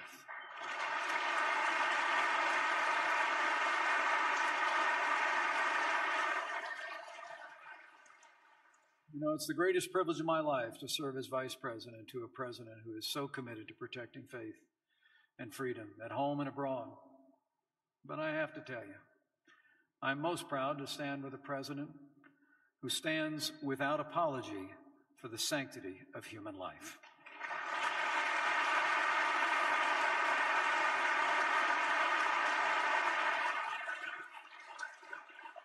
Since day one of this administration, President Donald Trump has been keeping his promise to defend the unborn. And under this president's leadership, and with your support, life is winning in America again. Life is winning through the steady advance of science that illuminates when life really begins. Life is winning through the generosity of millions of adoptive families who open their hearts and their homes to children in need. And life is winning through the compassion of caregivers and volunteers at crisis pregnancy centers and faith-based organizations like Focus on the Family that provide support for women in cities and towns all across this country. Life is winning in America, in a word, because of all of you who've supported a president and a Congress and the policies that uphold the sanctity of life. You know, this president's been keeping his word since the first day of this administration to stand for the right to life. From the outset of this administration, the president said that he would appoint justices to our Supreme Court and federal judges who would uphold the God-given liberties enshrined in our Constitution. And he's done that, starting with our newest justice to the Supreme Court of the United States, Justice Neil Gorsuch.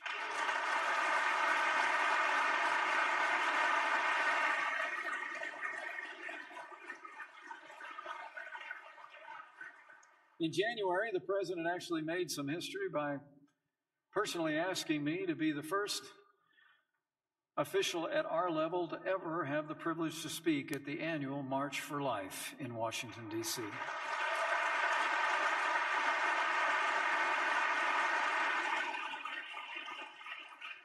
And the president asked me to go. I said that at the beginning of my speech, Jim, but it really did happen. It was a couple days before that.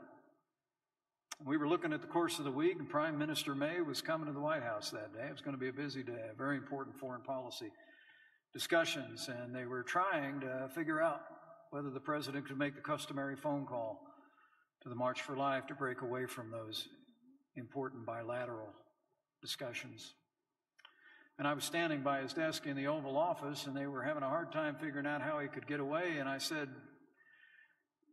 rather sheepishly, well, they invited me to speak too.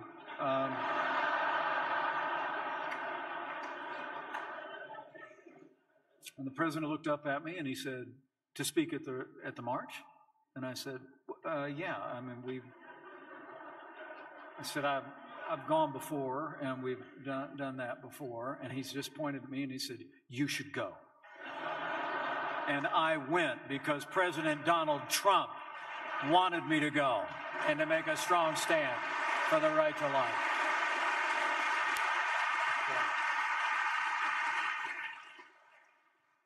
In fact, beyond that, one of his very first acts in Congress, this president reinstated the Mexico City policy to keep taxpayer funding out of organizations that perform or promote abortion around the world.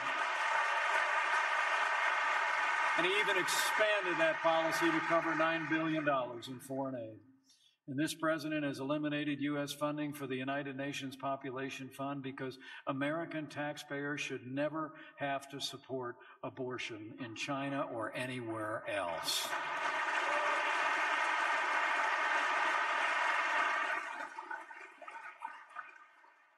And the president signed into law legislation that empowered states to withhold funding from abortion providers, and it was my great privilege at the president's direction to cast the tie-breaking vote to allow states to defund Planned Parenthood.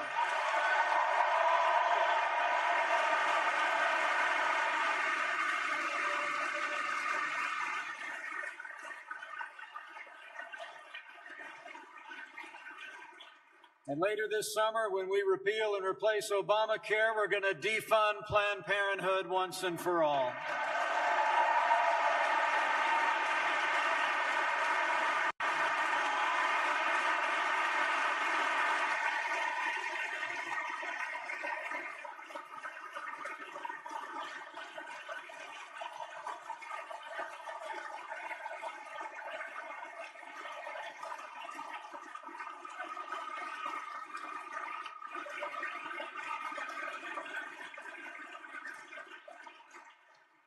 Just yesterday, following important work in the House of Representatives, the United States Senate released its bill to repeal and replace Obamacare. The President and I are grateful to Leader Mitch McConnell and all the Senate Republicans for their deliberative efforts over the past month. And while discussions will continue, let me be clear, the President and I are very supportive of the Senate bill. As the President reminded the nation yesterday, Obamacare is dead. Obamacare is collapsing, and Obamacare must go. The President and I are counting on your support. We need your energy, we need your enthusiasm, your conviction. We need you to stand up and to speak out and to work every single day from this point forward to get this bill across the finish line. This legislation repeals the taxes and mandates of Obamacare. It gives states all new freedom and flexibility to reform Medicaid to meet the needs of our most vulnerable citizens. And you can be certain the President and I will be fighting to protect the provisions in this bill that honor the sanctity of life. But this is the moment. This is the moment, men and women. Now is the time. And I can promise you, President Trump and I will not rest and we will not relent until we repeal and replace Obamacare and give the American people the kind of world-class health care they deserve, built on freedom, personal responsibility, free market competition, and state-based reform. That's the American way to meet our health care needs in the 21st century.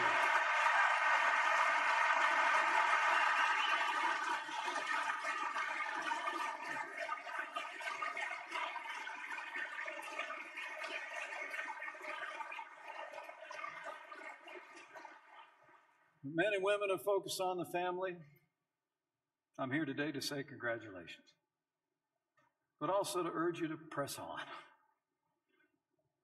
You ought to consider 40 years just a good start, and I know you do. Yours is and always will be a mission and a ministry of great significance. I can testify that, and millions of Americans can. For 40 years, you've been a light, a ray of hope and joy and love into homes across America and around the world. So keep going. Keep doing it. You're a testament to the power of unchanging truth to change lives. And in this time of widening challenges and too much division in America, the gentle voice of Focus on the Family, your values, your support for families are more important than ever before. And I believe they spring from the very heart of God. Flying out here today, I was reading my morning devotions, and I found myself in the book of 2 Kings. Not there often. I was just... I like to read an Old Testament verse and a New Testament verse. And it was when the prophet Elisha asked after a woman who'd come to seek some help. Her son had died, and she went running to find the man of God. And as he saw her at a distance, not knowing what had happened in her life,